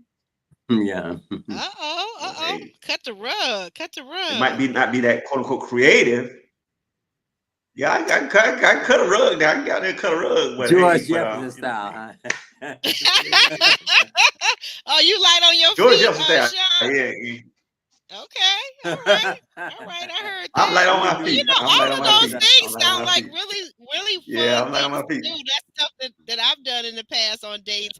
I don't see a problem with it. And then at the same time, I've had men that take me to very expensive, exclusive restaurants and clubs and all of these type of things. But for me, I don't know, other than him opening the door and catching the door and doing those chivalrous things that I kind of like for my man to do, or a man that I'm seeing, other than that, I really don't care. I really never really cared or specified. If a guy called and said, well, this is where we're going to go, or this is where I like to take you. Okay, fine. Other than, like I said, now I'm not doing your house on a first date. That I won't do. That's a no for me. But other than that, I mean, we go into the Cheesecake Factory, fine. That just informs me of how to dress. That's all that does. I'm not putting on my expensive, my after 5 to go to Cheesecake Factory. But if you tell me we're going to an exclusive restaurant, then I'm going to put on my after 5 and get totally dialed up. That's it. I hear that. Oh, I ain't gonna take you to Waffle House nowhere like that. Yeah, there's some places like I probably would say like I think if I were a guy and I'm a girl, but if Yeah. I were a guy, I think I wouldn't want to take a woman on the first date to a family restaurant. I'm just saying, like I don't think that you're going to be able to talk. You got kids in the background, they're cutting up, they're making noise, I just think that if you're trying to get to know somebody, you want to take them to a place that's relatively civil and quiet enough where you can have conversation, right? But anyway, getting back on track here, we see Zadia and her keeper Cameron go to do art out of cut glass at a studio. Cameron says that he wants to give his woman the soft life. Now, is it a Freudian slip when Zadia tells him that his money is going to be her money and her money is going to be her money, or was that just a mistake on her part? What did you guys think about that? It could No, have been a little bit of both. Because I think she tried Okay. to keep it in perspective, But he Yeah. said that he wanted to um he's okay with certain things, but you have to work together, and if I'm there for you, you should be there for me, to make it something that can work and not be so overwhelming. We are a team, because you may position me in my thinking when we can make a lot of money. To what you bring to the table. You may be, because it's what you bring to the table that complement one another. It's not just the money, it's how we manage money and how we make money together too as well. Okay. Because those are the deal makers, the deal breakers. Money, how you deal with money can either make a relationship or destroy it. Okay. All right. mm. JR, thank you for that. JR, you wanna jump in there? Yeah, I don't think it was a Freudian slip, and I don't think Mhm. it was an error. I think she just spoke her mind. I think Oh. sometimes she may say what she's thinking, Mhm. and it just comes out. Yeah. Um, Mhm. but at least she's honest and she's open with it, Mhm. and he now knows that going in. Mhm. So that may be another one of the things that Mhm. she's factoring into who she eventually ends up with. Mhm. Hmm. Mhm. What about you, Sean? What do you feel about Zadia's date with Cameron? Mhm. The abundance of heart mouth speaks. I think she Mm-hmm. she said exactly what it was that it Mhm. was feeling. I think she's counting his money. Um, Mhm. she's playing chess. He might be playing checkers, but she's playing chess. Mhm. She's counting his Ooh. money. He's a pharmacist, and he's got to be making X, Mhm. Y, and Z's, and he's a photographer on the side. So, yeah, he's making pretty good money, so he can afford it. Mhm. You know, Right. she's counting his money for him. Yeah. I Thank you, Lord wonder Hurls. why. I appreciate that. Thank you for the interview that you gave me. She was giving me all that interview, and I couldn't answer all Okay, okay, but that. listen, I want to ask you this though. While she's counting his money, and I think you're absolutely right about that. That's kind of how I feel too.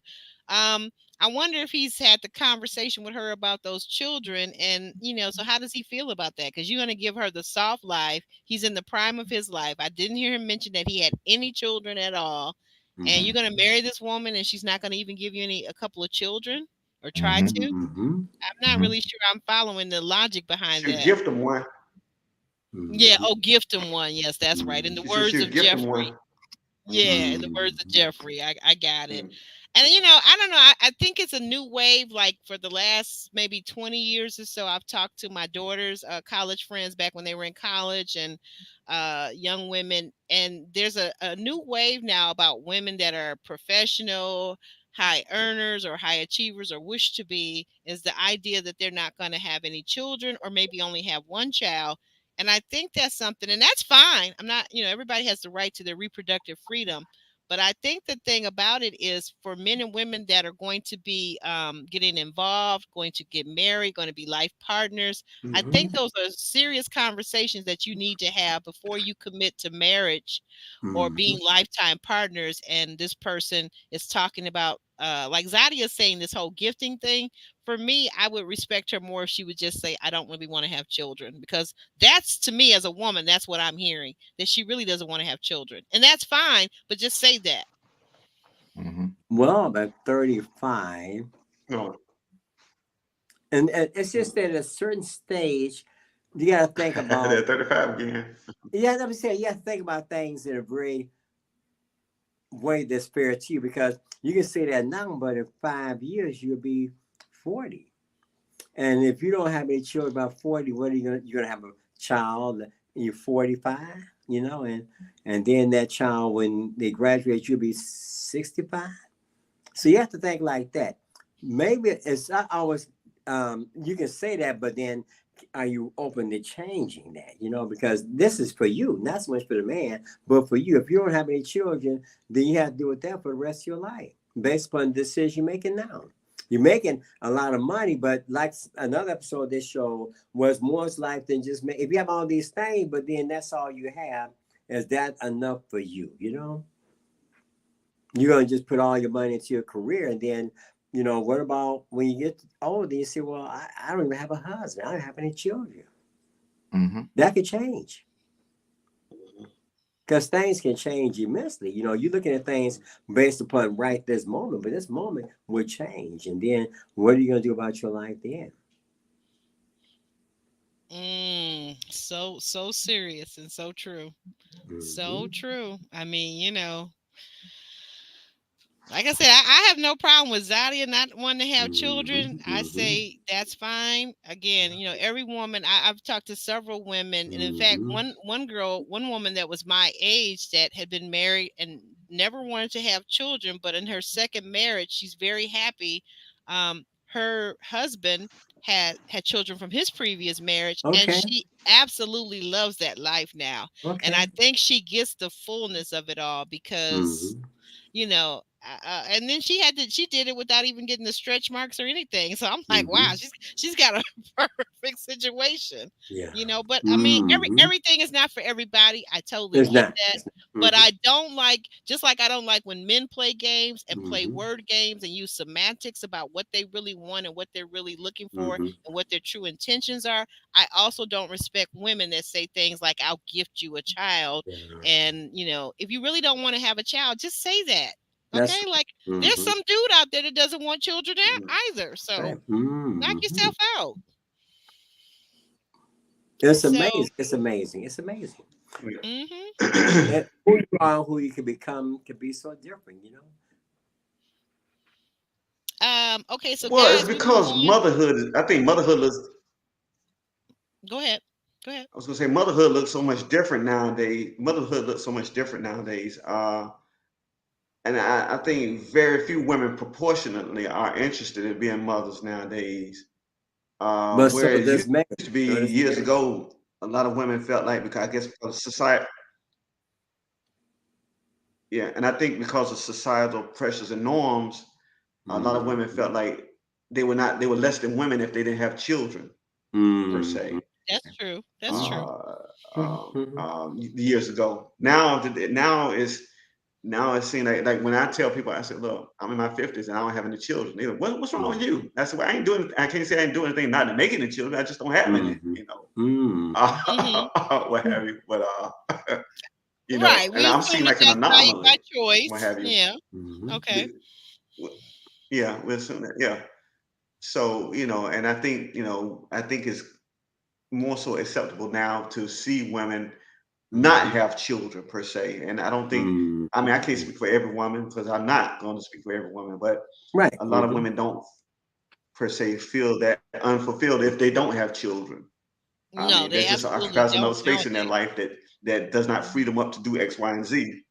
That's right. Well, it's more money to spend. I mean, because just it used to be like, several years, probably a few years ago. I feel like extra $1 million I would have had to spend on just myself. So yeah, I would have jetted all around the world. Yeah, I would have had, maybe plastic surgery, cosmetic surgery, whatever thing that I needed and wanted, every red bottom shoe that I could have bought. But instead, I spent it on getting my children a quality education, making sure we lived in a nice neighborhood, and all these other things. So I get it. And like I said, I don't knock anybody That's for right. it.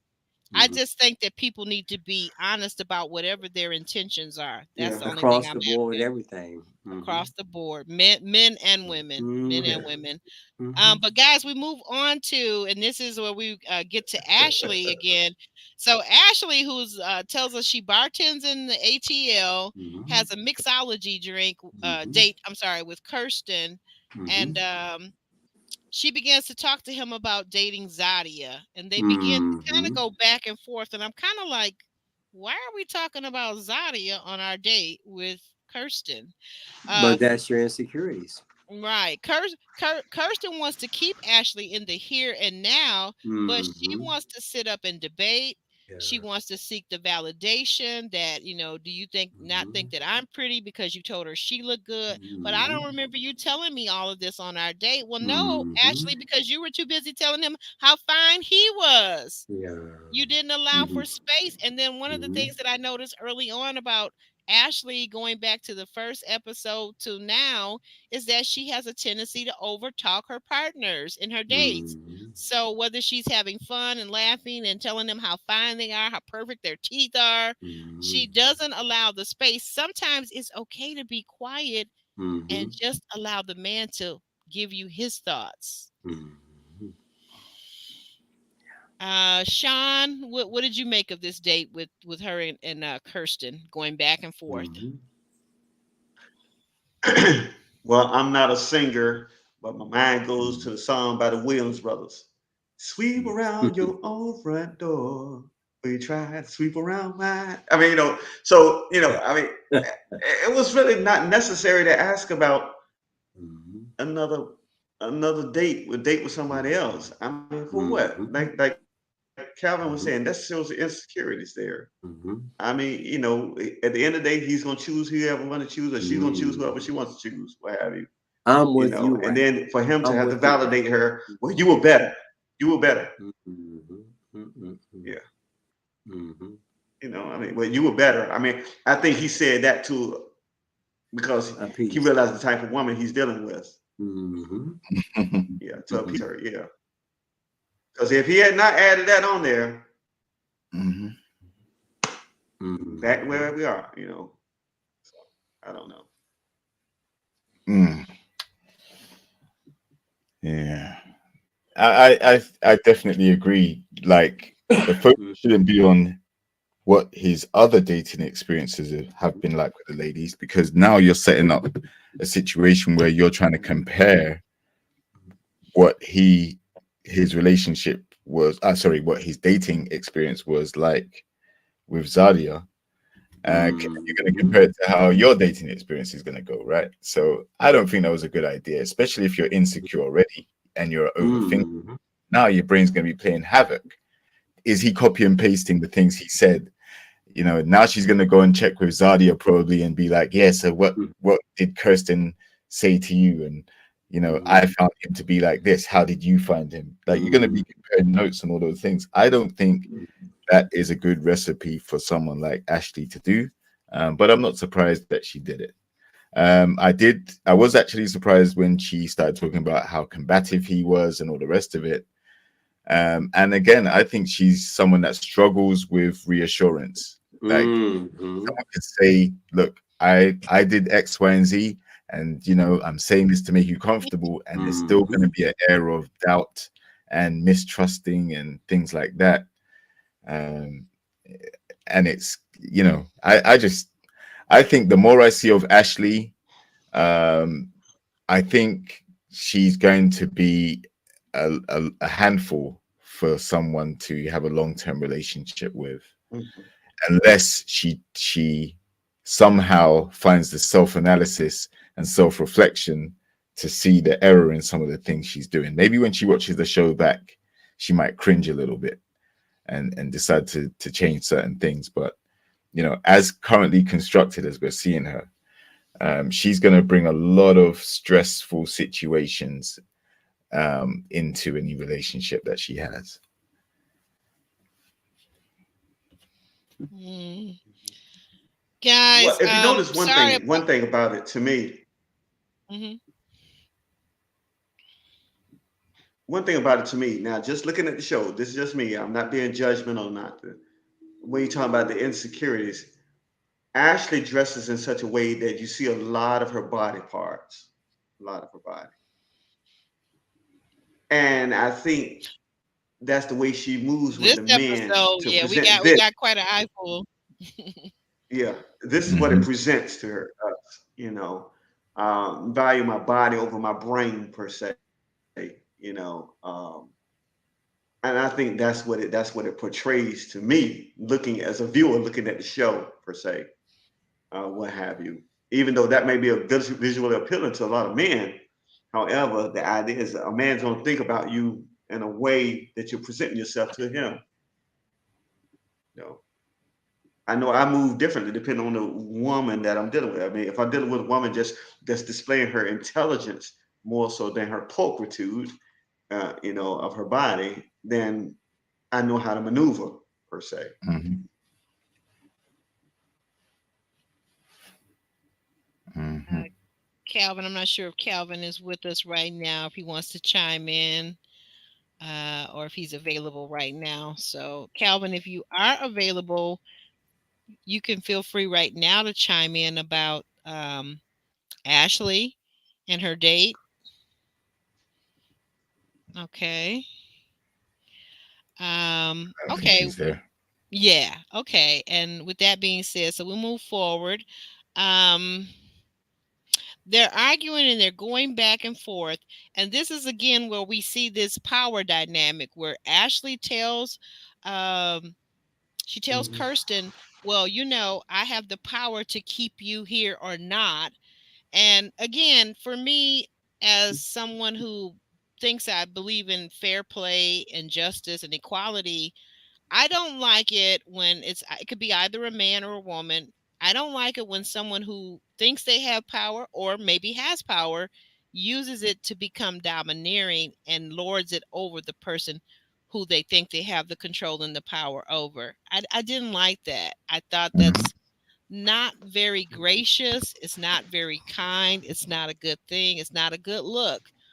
How did you guys feel as men? How did you feel about that? If you're on a date and you were in this situation, and I know probably none of the men here would be on this show, but if you were, how would you feel if she said something like that to you? Yeah. Well, there's a saying that goes, "It ain't no fun when the rabbit's got the gun." Right.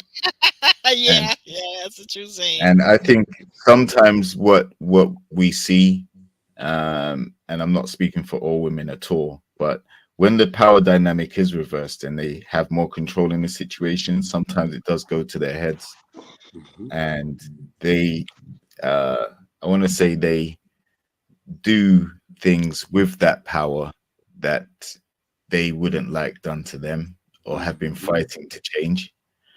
Um, so the statement itself, um, you know, I personally feel like I would just take it as, okay, you do have the power in this moment, the control in this moment, but in a relationship, you're gonna realize that, you know, it's a two-way street. You're gonna say your piece and have your opinion.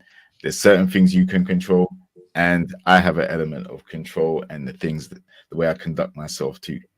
Mhm. Ultimately, though, in a long-term relationship, these things will have to be worked out in time, because if you want to have the last word all the time and you want to dictate how everything goes, then you may come across as too rigid, too regimented, and take the fun out of the relationship too. Mhm.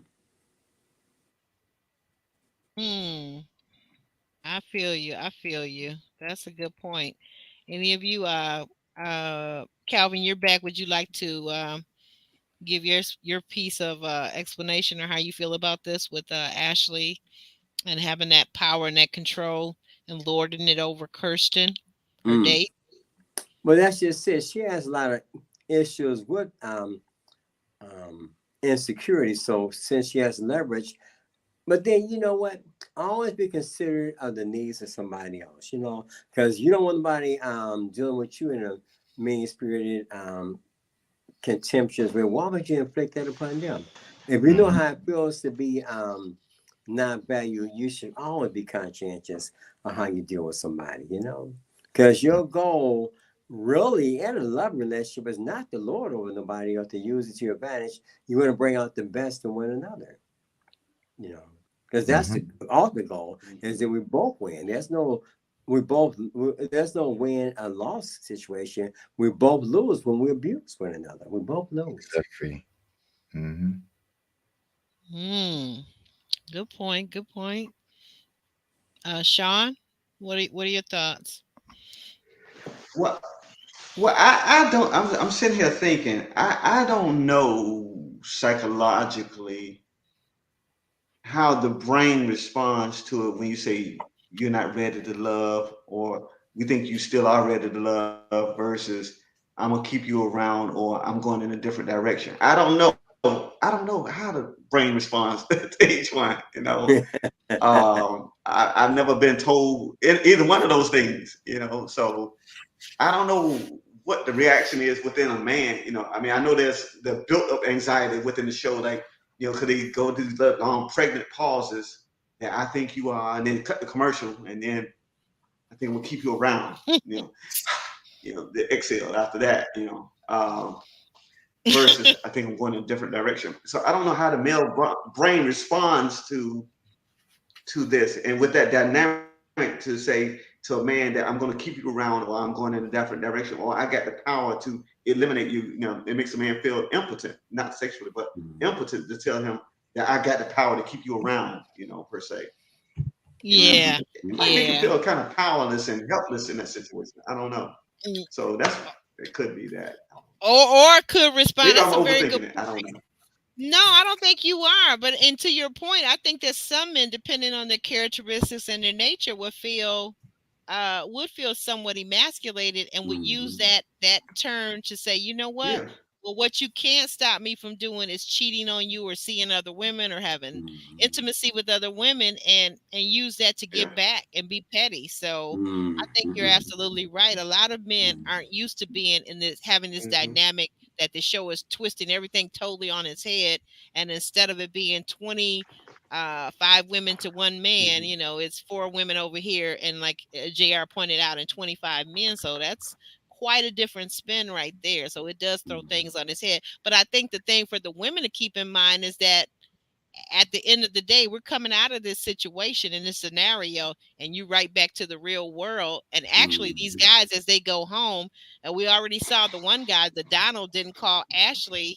Well, maybe he was talking to some women on the side. Who knows? You don't know. So it doesn't behoove you to be all domineering and lording over people. That's all I'm saying. Right. It just really doesn't. Right, but the key thing is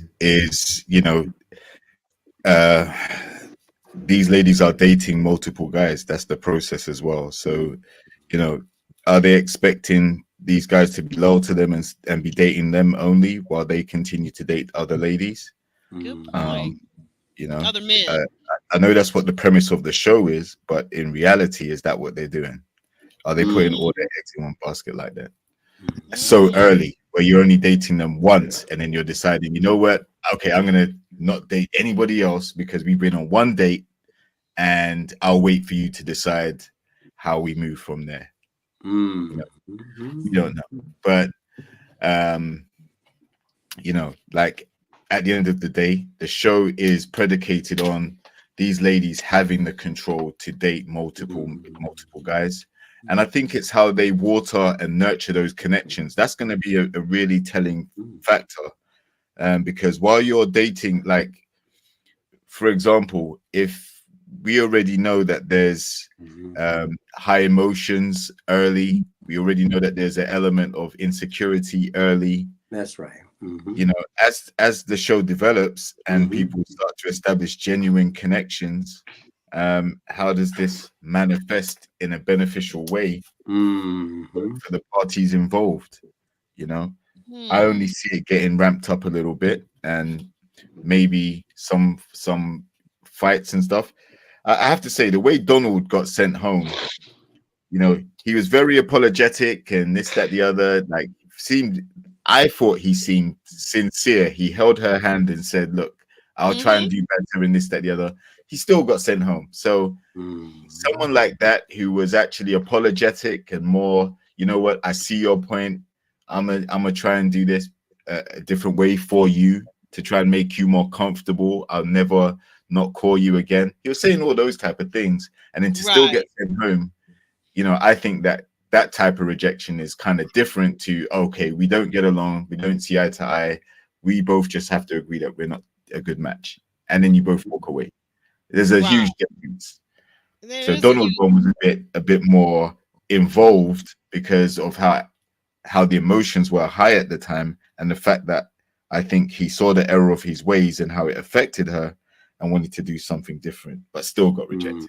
He still ended up getting cut. You're right. And to your point, though, I think about even further back before that, though, JR, that this is Donald. The Donald was the same guy that on the bowling date, on the double date, he was the same person that whipped out his phone and immediately showed her, but here, I text you 3 different times and I never received a response. So I didn't know what to think. And, you know, so I'm kind of like, I'm a little confused on that one too, to some degree, but some people are speculating that maybe Ashley was just ready to move in another direction. So she used that opening to cut and run from him. Yes, so I don't know. Definitely. When you saw the connection between her and Kirsten last week, you could instantly see how happy and gleeful she was. You know, that back and forth interaction, she was really stimulated by that. And then only to this week now, you know, he's combative and the whole energy shifted. So she's let go of Donald, and now Kirsten that's pretty much finished.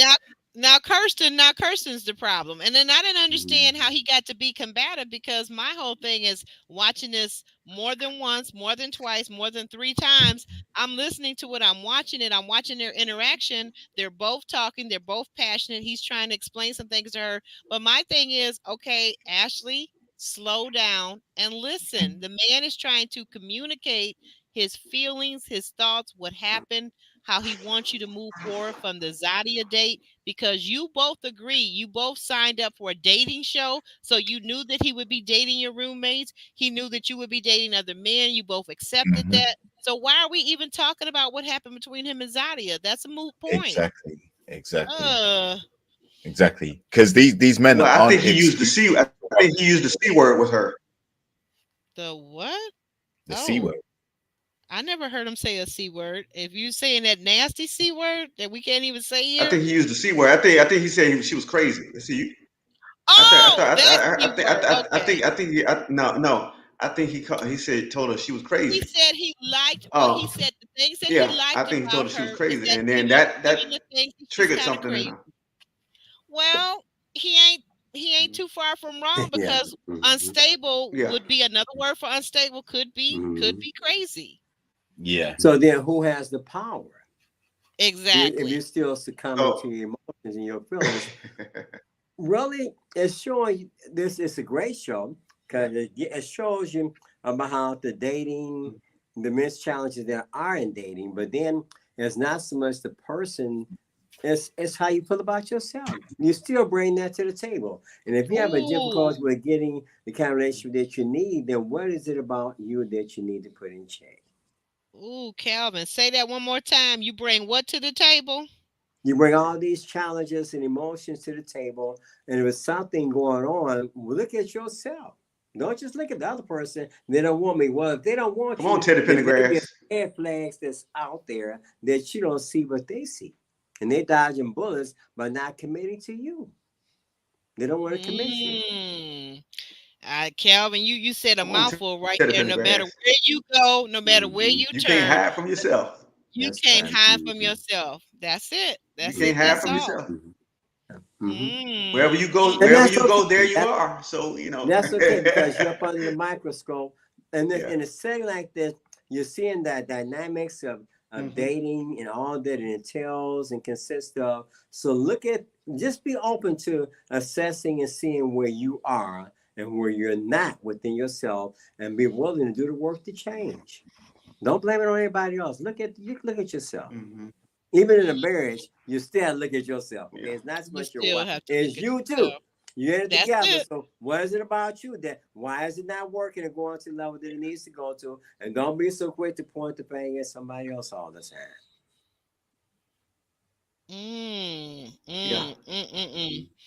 Well, we see that Ashley and Kirsten, they do seem to, I mean, like I feel like this guy must really like her, just like Donald seemed to have gotten genuine toward the end. This guy, Kirsten, must really like her, because he kind of stayed in that through some bickering back and forth, and her even saying, what she said to him, that, she's got the power and the control, and getting a little cocky with that. He stood in everything. They seem to have kind of worked it out. And hold on. Okay. And then, because basically the other question that he had for her is, hey, look, do you think that we're exclusive? I've only met you one time, twice, and now all of a sudden we're exclusive, which I thought he had an excellent point. Like, where they do that at? Where they do that at? Like, you're not my woman and I'm not your man. So let's simmer down a little bit. And to your point, Sean, that's where that C word and those dynamics kind of come into play. Like, calm down, lady. We are dating. We are getting to know each other, and I'm not yours and you're not mine until we have had that explicit conversation of exclusivity. That's a conversation or two that we're going to have. And not until that time does it really mean anything like that. It doesn't mean that. So we're going to move forward. But some people latch on quickly. And that's another C word. That's the C word called clingy. That's another C word, clingy, huh? Yeah, clingy. Yeah. Kirsten, some people latch on quickly because, like like I said a couple of weeks ago. Okay. Oh, go ahead. Attachment style. Go ahead. I apologize. Go ahead, Sean. Go ahead. Oh, I was just saying, some people like Jan was saying, clingy. The word clingy. Like, some people, like, go back a couple of weeks ago. They were saying that, look, if you braid my hair, then we go together. Or if I have to carry your books from school, we go together. You're mine. You're mine, baby. You belongs to me.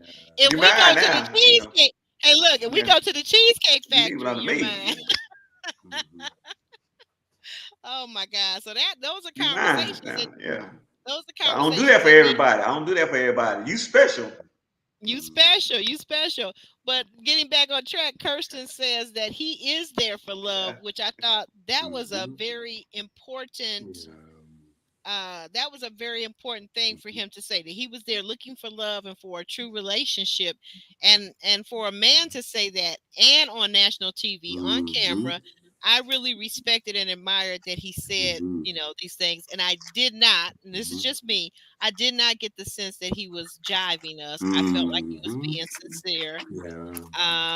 But we move on to Sharice. Sharice and Mr. Mute Maurice, who's been in my comment section. Thank you for that, Maurice. I appreciate your chiming in on things, as it were. But Sharice and Mute Maurice seems like they've been on date number 5011, as our girl Roro would say. But they got rained out from their tennis match. So now they do the worst thing that they could possibly do for Maurice. They go to a place where they do what? Where they serve food. And we know how Maurice is about his food. He ain't playing. He not going to talk. He not going to entertain you. He not going to answer questions. But with one word, if he gets that one word out, Maurice was busy eating not only his food, but Sharice's food too. What did you guys make of that? What did you make of that, Sean? He was mighty comfortable. I mean, to eat her food. I mean, I don't know what made him inviting to do that. I mean, because I would have been like, if I was going, I think, N-word, please. Lord. ain't nobody tell you to eat off my plate. If you order your food, you eat your food, and I eat my food. That'd have been the first reaction out of me. N-word, please. Hey. I absolutely agree with you on that. I'm a person. I'm really not about people going into my plate without my permission or whatever. That's a no. I mean, because that's an intrusion in your personal space. It is. It really is. And you don't know whether I don't know where your lips have been, where your tongue has been. I don't know none of that. And I don't want cross contaminants in my food. Let me say it that way as nicely as I can. But we don't do that switching up on food. I'm like you. Even if I'm paying, whether I'm not paying, I order the food that I want, and hopefully you've ordered the food that you want. But if you want some of my food, please ask me. But yeah, they were but once again he was very quiet, but this time he was a lot more cocky, and he told her when she asked him about, well, how did he feel about the competition, he said, what competition? There is no competition. I was like, oh, okay. I mean, when he had them Louis Vuitton slides on a previous date and had those nails done ever so immaculately, he knew that he was winning her over, because he is showing how prestigious, how wealthy, how affluent he is. And he knows that Sharice is all about the affluence. But again, who has the power and authority? Because if you think you have the authority, but yet he's reeling you in to his and his own in a subtle, pronounced way, then all you're doing is conceding to him. He's not conceding to you. Yeah, that's a good point. Because I really think that he has the power, definitely in their dynamic. He definitely has the power, because we always, every date and every time she does a confessional to us, Sharice is constantly still complaining about that it's so hard to get Maurice to open up. She even said that after the date with the handsome, fine arse Keith, the master barber, and yet at the end of it all, who does she pick? Mute Maurice. Yeah. Well, she weighed up lawyer, barber. Lawyer, yeah. barber. There she goes. There you go. It's all about the affluence, isn't it, JR?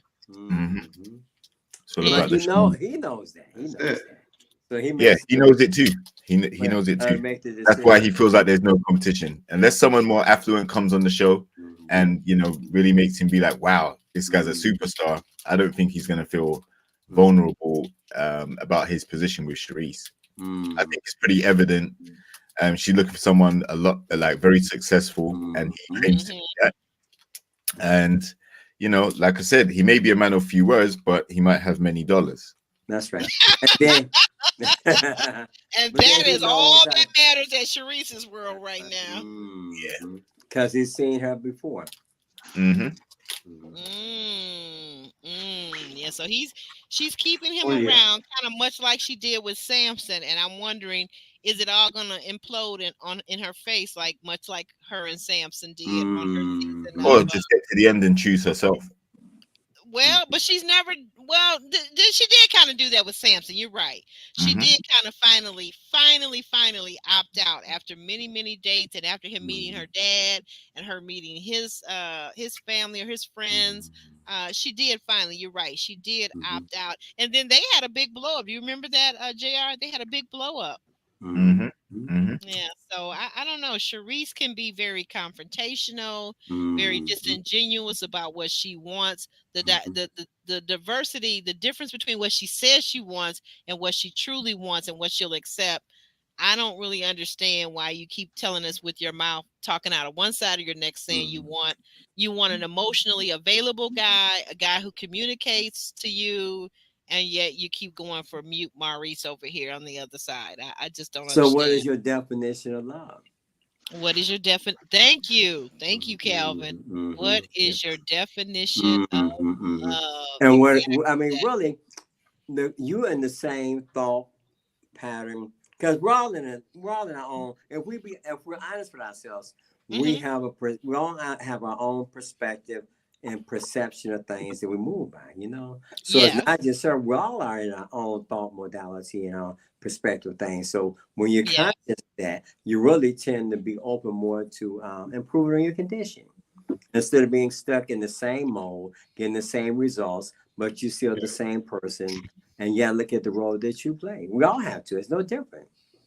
Right. That's true. That is so true. Mhm. And then as we get ready to bring this whole thing in and wrap it up in a bow, um, we get back to the house. The ladies are all present. All four ladies are on the sofa, and Tamika sitting across from them, the matchmaker. And she warns the women that it's now time. The gentlemen are all there outside waiting for the ladies to tell them whether or not they're keeping them or moving in a new direction. But she warns the lady that it's not about just their wants, it's also about their needs. And this is what I keep thinking too, like sometimes we are stuck as women, we're stuck in a pattern of what we're like, to what Calvin has said, what we're comfortable with, what we want, but we're really not feeding our needs, what actually will work out better for us in the long term. We're not really feeding that need. So okay, so we find out that getting back to Sharice does keep Maurice, of course, and he says so. You know, he says, I knew it. I knew it. What competition? No competition. Vernice, of course, keeps Jabari. Okay, Playboy Jabari. And then we've got Zadia keeps Cameron, even though she thought she wanted to climb the tall tree. She decides to stay with Cameron, the pharmacist. And then we're left kind of wondering, because we do not find out on this episode what Ashley is going to do. But we all suspect that she's gonna go with Kirsten, because she cut Donald loose basically, so she could go with Kirsten. So it's no real. We don't see any real chemistry between her and the other guy. Was it Justin or something like that? We don't see any real chemistry. What do you think, Sean? You over there hiding? What do you think? I know you're tired. We're about to wrap it up. Come on now. What do you think? Do you think? I'm not tired. I ain't no way tired. No way tired. All right, all right. Okay, so what do you think? Do you suspect that Ashley's going to keep Kirsten, or?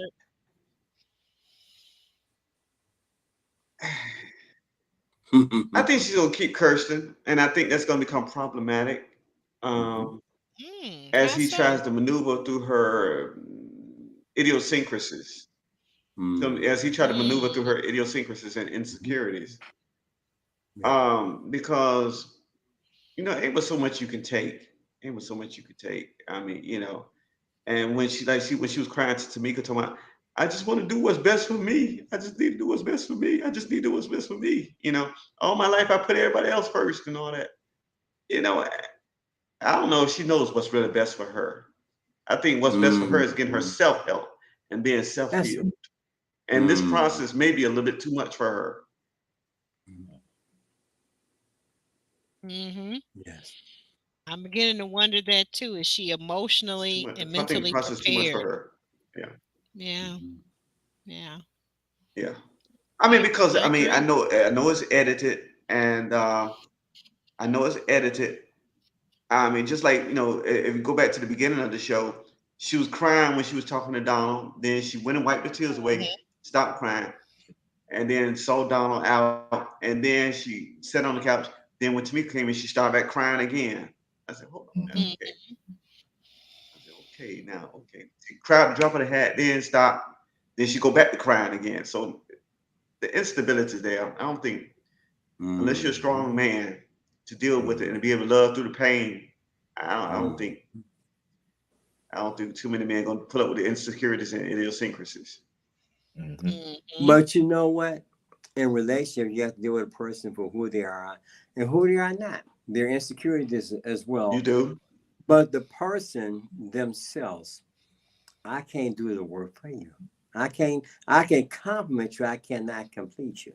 Yes. Sometimes you want a person to do things for you that you're not willing to do for yourself. They can help you, but they can't. The work is on you at all times. I mean, you can be who you are, but they have to bring something to the table. that can help it work. And I can't make That's it work. it. Help you help yourself. And there's times when people put a lot of burden on that person to do the things. I mean, if you're on drugs, alcohol, depression, anxiety, if you want to make all the money in the world, but I still have to be there to accomplish. I can't do for you the things that you. I can't give you the balance and the stability that you need me to give you. I That's can't. it. Don't look. It's unfair to put that burden on me because I can't do it. And That's right. That's right. she can't do for And you the that's things. me. That's it. She can't do for That's you it. what you need to do And for that's me. yourself. I'm like this. That's right. That's me. I'm like this. I'll be your lover. I'll be your friend, but I cannot be your God. That's right. I cannot be. I mean, I can be your lover. I can be your And friend, the biggest but I mistake cannot be that your people God. make, they want people to be something to them and for them that they're not willing to be for To themselves. what they can. And that's not fair. It's not fair to put that kind of burden That's on it. another person as much as they love you. That's not enough. That's so Yeah. true. Mm-hmm. That's Yeah. so true. JR, your thoughts on this? Well,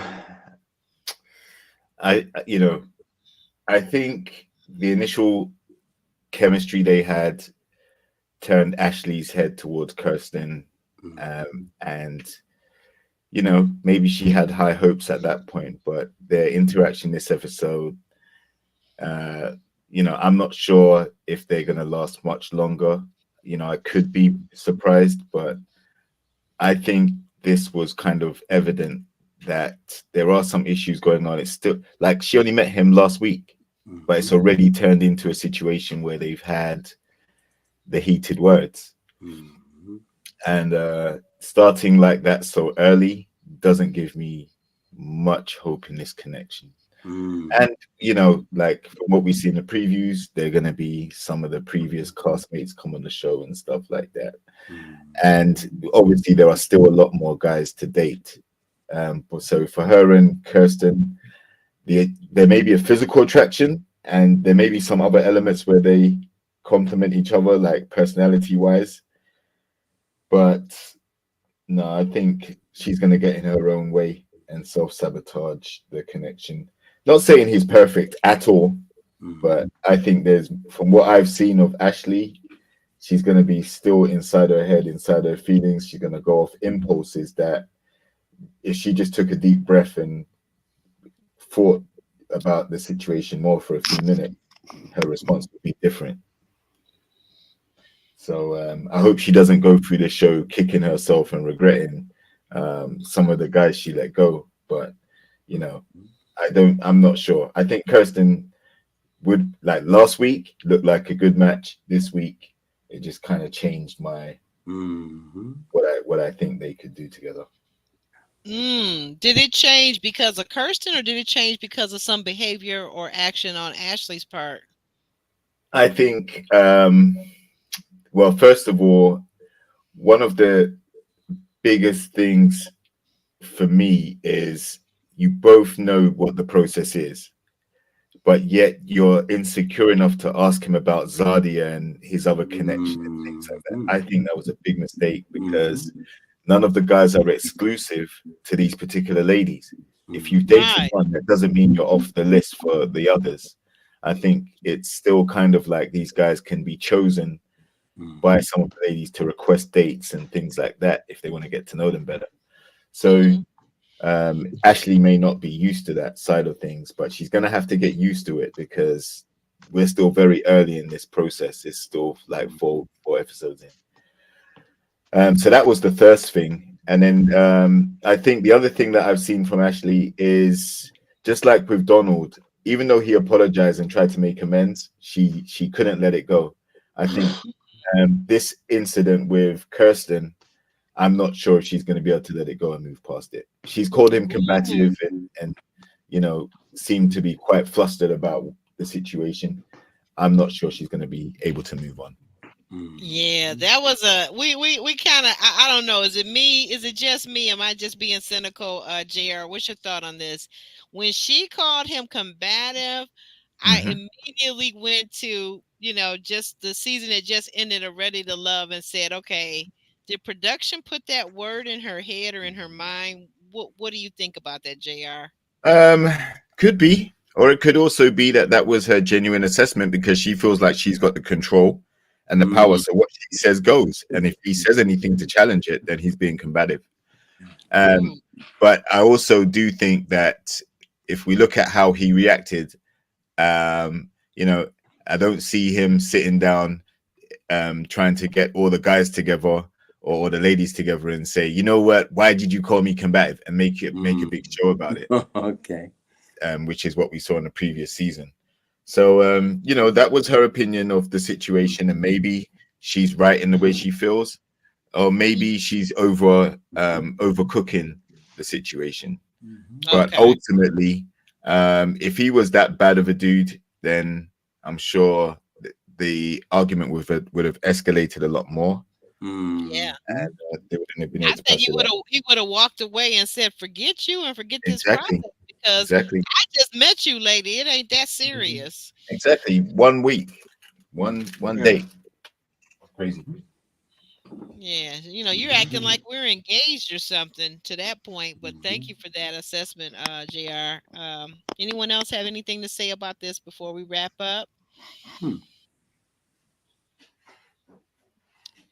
And if you're out there It's in an the interesting chat, dynamic, I tell you're you. watching. Oh, go ahead, sir. Go ahead, Sean. No, I'm just saying it's an interesting dynamic when you look at it. It's an interesting dynamic when you look at it. I mean, because peeping into next week, I mean, I think Ashley had a problem with Stormy and her questions, and I guess she feel like Stormy wanted the dude instead of her, asking on her behalf, Oh, So oh, I her mean, friend maybe I'm a little Stormy, too far right? into it. I guess I don't know, Yeah, but yeah, Stormy, yeah. So I don't know, you yeah. know. They purposely didn't show her So which I don't guy, know. but when they said 38, I said, okay, it's Kirsten Hmm. anyway. I'm pretty much sure of that. But when they Yeah, said 38, because the other guy is only yeah, 35, so it's Kirsten. Right. hmm And yeah, yeah. she looked visibly uncomfortable with the line of questioning. So Yeah, Ashley did. Yeah, she Hmm. did. I wonder. I mean, like, so she's thinking that Stormy is trying to flirt with her man already, or her guy, the guy that she likes. yes, Oh again, my! insecurity. She's thinking her friend's trying to hit on her man by asking the question she's asking. That's what Uh, it came across like Yeah. to me. It did. It really did. You're right about that. And we got Zadia. Zadia's bringing in Camille, and we know Camille from her season on DC. Camille. Uh, Oh, Camille is talking, and she says, "Oh, be gentle with her camera." And of course, Camille. If anybody knows anything about Camille, Camille's not going to be gentle with him. She's going to go right in for the kill because she immediately says, "Okay, are you ready to move to DC?" And he's like, "Well, no. She needs to be thinking about moving to the South." Hmm. Which is what the premise of the show is. The ladies are supposed to be trying to move to New Orleans, right? You're right. You're right, Jr. That's the whole premise of the show. So, So what memo did Camille get? what? Say again. What was the memo that Camille got? Like, did she think it was 90 Day the Other Way? Right. Right. She didn't get the memo. She didn't get the memo that this show is about making a move to New Orleans. move to New Orleans. Yeah, What do you yeah. think, Shao? What's your thoughts about the next week? We're gonna have some fireworks. Next week is gonna be really good. Well, the only one that bought a man to the show was Sharice, who bought LJ in as her friend. I Yes. don't know Yeah. why. I don't know who picked whom. I don't know I don't know if production said, LJ's "Look, got a this is who you have to following. bring." Hmm. Yeah, Can you So imagine Sharice I having mean, any they didn't female have too much friends? chemistry on their season. Yeah, no, but No, but here's No, she doesn't. Sean. I'm I sure she don't. doesn't. No, Right, but exactly. actually, hold Especially, on. Didn't she have a female friend especially when on her Katie. season? I think Sean has a lag in his hearing on Uh, us. But uh, go ahead, Sean. I think because I don't think I don't think she had a female friend in her season. I know she and Katie were at odds with each other. Swayze's girlfriend. Oh yeah, they definitely weren't friends. I think No, not at she was all. more at odds with the different women on her season. Yeah, because she's like, Okay. I'll slap you. Well, now come on, slap me then. Come on, slap me. And Right, right, right. During so the reunion. Yep, you're right. I don't think she had any women friends. Yeah, I don't think she had any women friends, and so, and then Zadi and Camille had this, connection. Like the Houston season, freaking frack. I don't know what the, I don't know who's Venetia's friend. I don't know. Venetia brings in Liz. Remember Liz, who was dating Yeah. David? Liz, and Jason, yeah, Yeah, David, she yeah, brings David, in yeah. Liz. So Which I think Liz should be I very don't know. practical because I find Liz to be She might very be able to like read. myself, very very logical, very pragmatic. So I don't think there'll be a problem with Liz. Yeah, Mhm. yeah, At least I don't expect for there to be now. Whatever dynamics happen, they happen. So we'll see. But I just think it's going to be a yeah, very exciting episode next week for sure. yeah, yeah. That's So a very I good mean, question, Roro. Why are you arguing with a combative person if you have so much power? That's an excellent question. I Yeah. still try to figure out what combative means in this show, Yeah, in the it's a context of very this show. polarizing word apparently. Yeah. Mhm. But JR says, I think JR, if I'm not mistaken, you said something about he didn't make a big deal about it, her saying calling him combative, right? Mm. No, No, he like I didn't. said, he could have just got up and said, you know what? I'm not going to have you call me no names and bounce. And everybody would have said, oh, he's sassy. Why did he leave?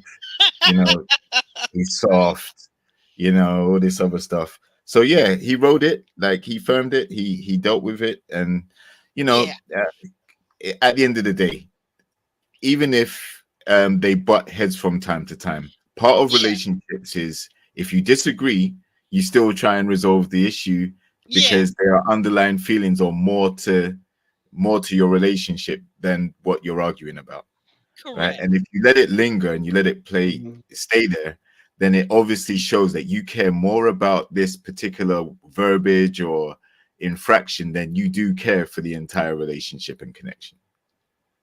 Right, right. And that's True. kind of It what just depends on who. It he is just depends agreeing on with who's you. hearing it. Hmm. Right. It kind of does. It It kind just of depends does. on who's hearing it. Yeah, it kind of does. Well, I'm I going to mean, say this as a woman, because the word the word yeah. combative, it does to me, for me, it has a masculine connotation. I interpret combative as something maybe more so, and not saying that women cannot be, because they clearly can be, but when I hear it, it probably, if someone were to call me that, that would be jarring for me to hear that I'm combative as opposed to being assertive.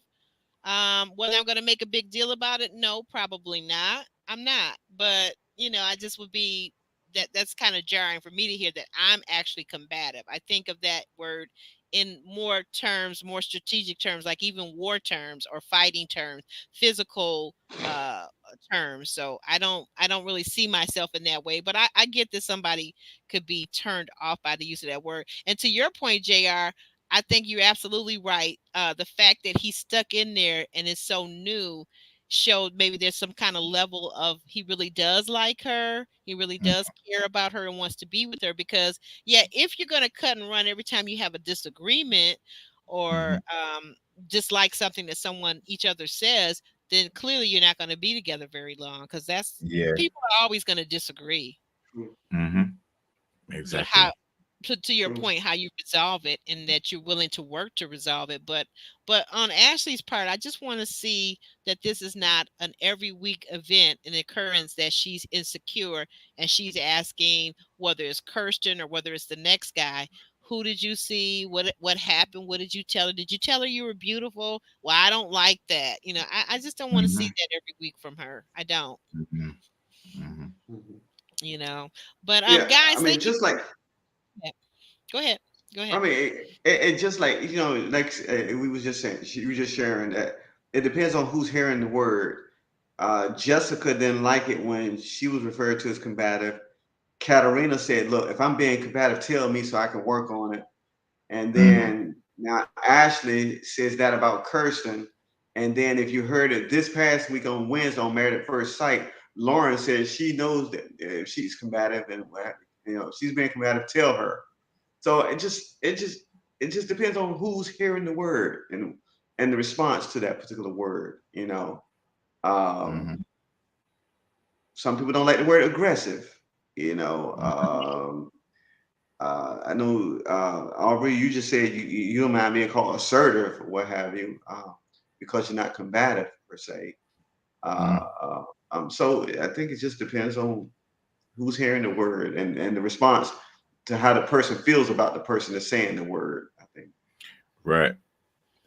Yeah. Because the thing about it is, like, if you have combative tendencies, it means, to me, in my opinion, it just means that you're willing to challenge and question and argue Everything.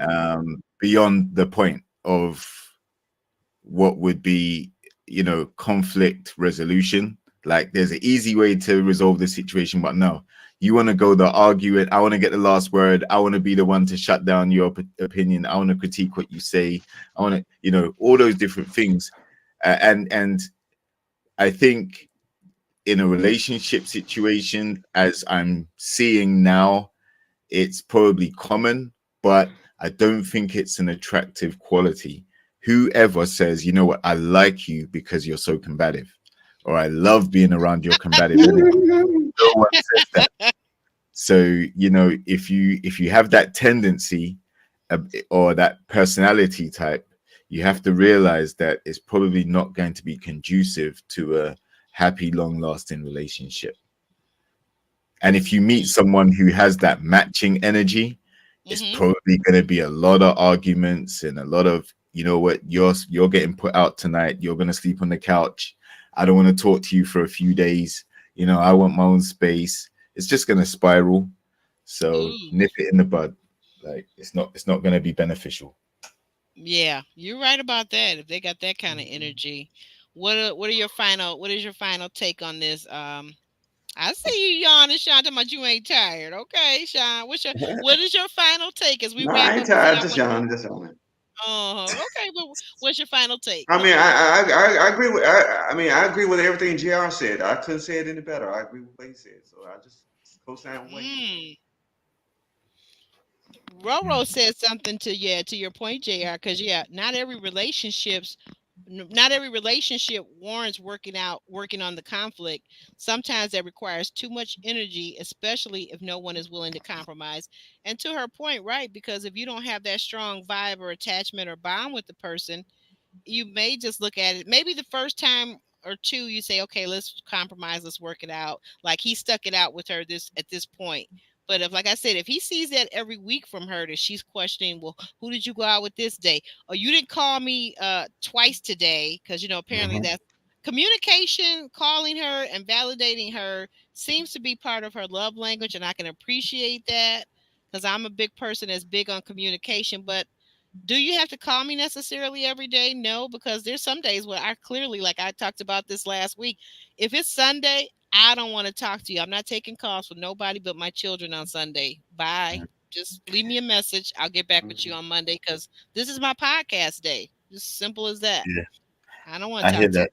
that. I, Yeah. I I hear I hear that. I see that. The problem is, if you don't resolve the conflict, then you Yes. leave it there to be brought up at a later date when it's probably going to be more emotionally charged or nothing to do with what particularly is going on at that time. So leaving these things to linger and fester can sometimes make it worse. The best thing to do, in my opinion, is, if you disagree on something, cool, we disagree. Hmm. Let's just keep it moving. It's all love. It's all good. You have your opinion. I have my opinion. You know, Right. Yeah. Yeah. that's it. Everything. What? Yeah. Some things we can agree to disagree on, right, Jr. Exactly. True. Well, Exactly right. some people are like this.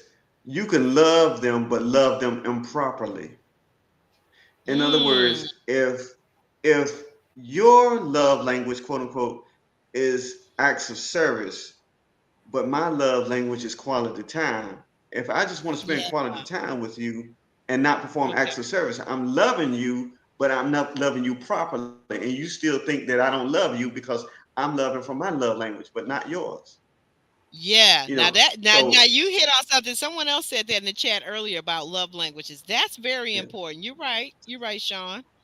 So I mean, I'm spending all my time with you, and I'm expressing to you how I feel about you, but you still don't feel the love because I'm not doing the acts of service. You know, Mm-hmm. that and I don't, you know, and I'm trying to love you from the place that I feel that you should be loved, but and when I keep running to this wall, and I'm like, well, why can't I satisfy this woman? You know, I can't. I mean, what's going on?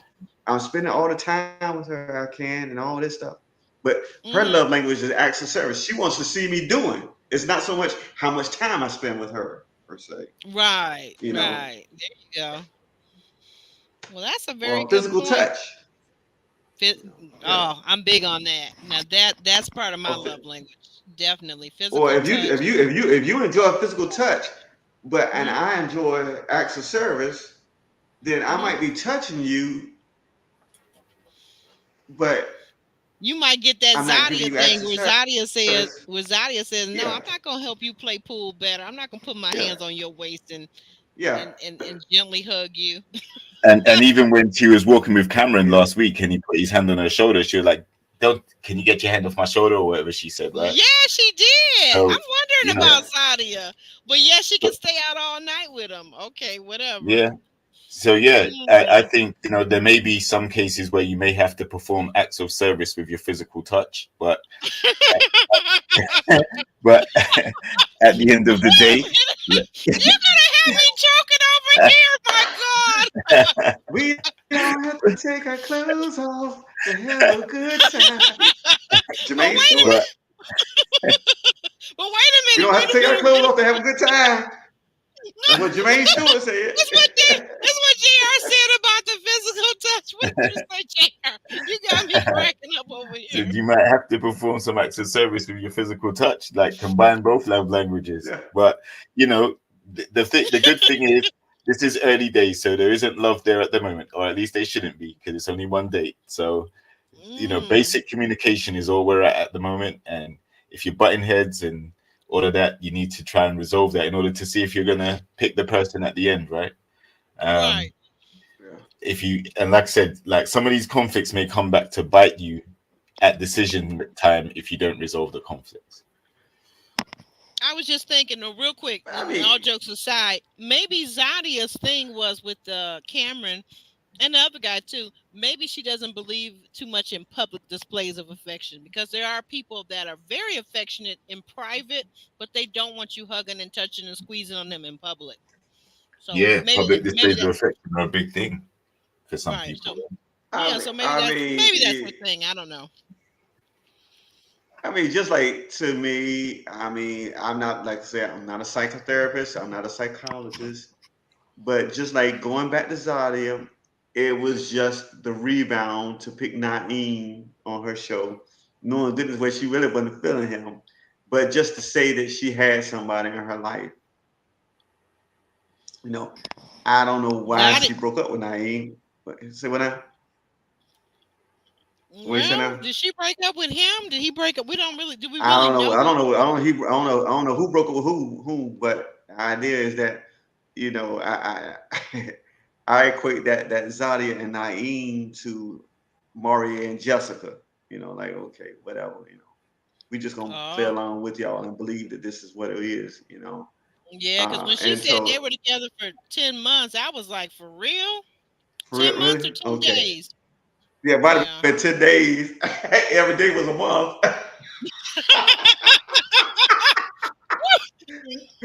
I'll We see you gotta once a go. month. I see you We once a gotta month. go because you Yeah. guys are cracking me up too bad. Between you and JR and this touching and what was it? The We don't have to take our clothes off acts to of, have a good time. Jermaine Stewart. yeah, Yeah.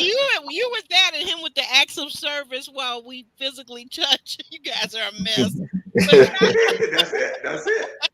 That was the act Sean, of service. Yeah. That was the act of service. tell our viewers and our subscribers how they can find you on social media, where they can find you. Could you tell them that IG address? Sure, sure. I'm glad to do that. I'm not an influencer or content creator, but however, you can find me on social media. You can find me on Instagram at SANDRES 1906. Once again, that's at SANDRES 1906, as you will see under my name on the screen. Thank you. And also on Facebook under my first and last name, Sean Stokes. Okay. Okay. I think I got that up there. Okay. Very Yeah, good. you do. Thank you Thank so you. much for that. And thank you once again for being our special guest. Our audience My pleasure. enjoyed you so much the last couple times you've been here. So they said we got to bring Sean back. And he graciously Thank you. accepted to my invitation to come and be here. And I really do appreciate him. I appreciate, all the guys. And unfortunately, Calvin had to leave, but guys, you also need to check him out and go ahead, JR, and tell us about what's going on over on your YouTube and also on your Instagram. Mhm. Yeah, JRX TV on Instagram. Um, exercise, health, fitness, well-being, and then YouTube, JRX TV, the same. You find me talking about the other component to your health and well-being, which is your relationships. So Hmm. um, check out me and other content creators and collaborators. Like, share, and subscribe our videos, and keep that positive energy and keep watching. Absolutely. Keep all of that going. And guys, I'm actually Aubrey. I'm asking for people to join my membership, but at least if you're not willing to do that or able at this time, that's fine. Just go ahead and like the video as a free form of support. Subscribe to the channel, subscribe to JR's channel. Follow my friend Sean over on IG, on his IG. And these things will help us all tremendously so we can continue to bring you great content, great adult conversations about the shows that we all love and we get frustrated about, but in the end, we love to watch them because why? They give us so much food for thought and great conversation. So, guys, we're going to shimmy and shake on out of here. So, you guys want to say goodbye to our audience? Take care. Yes. Have a nice Have a great evening. night, everyone. See you next week. See you next week. See you Have a Sundays at great night, 6:30 everybody. p.m. Yeah, Sunday 6:30 Okay. p.m. Eastern Standard Time, guys. Let's shimmy and shake on Right. out of here, guys. Bye now. Yes. I know it's late where JR is, so good night.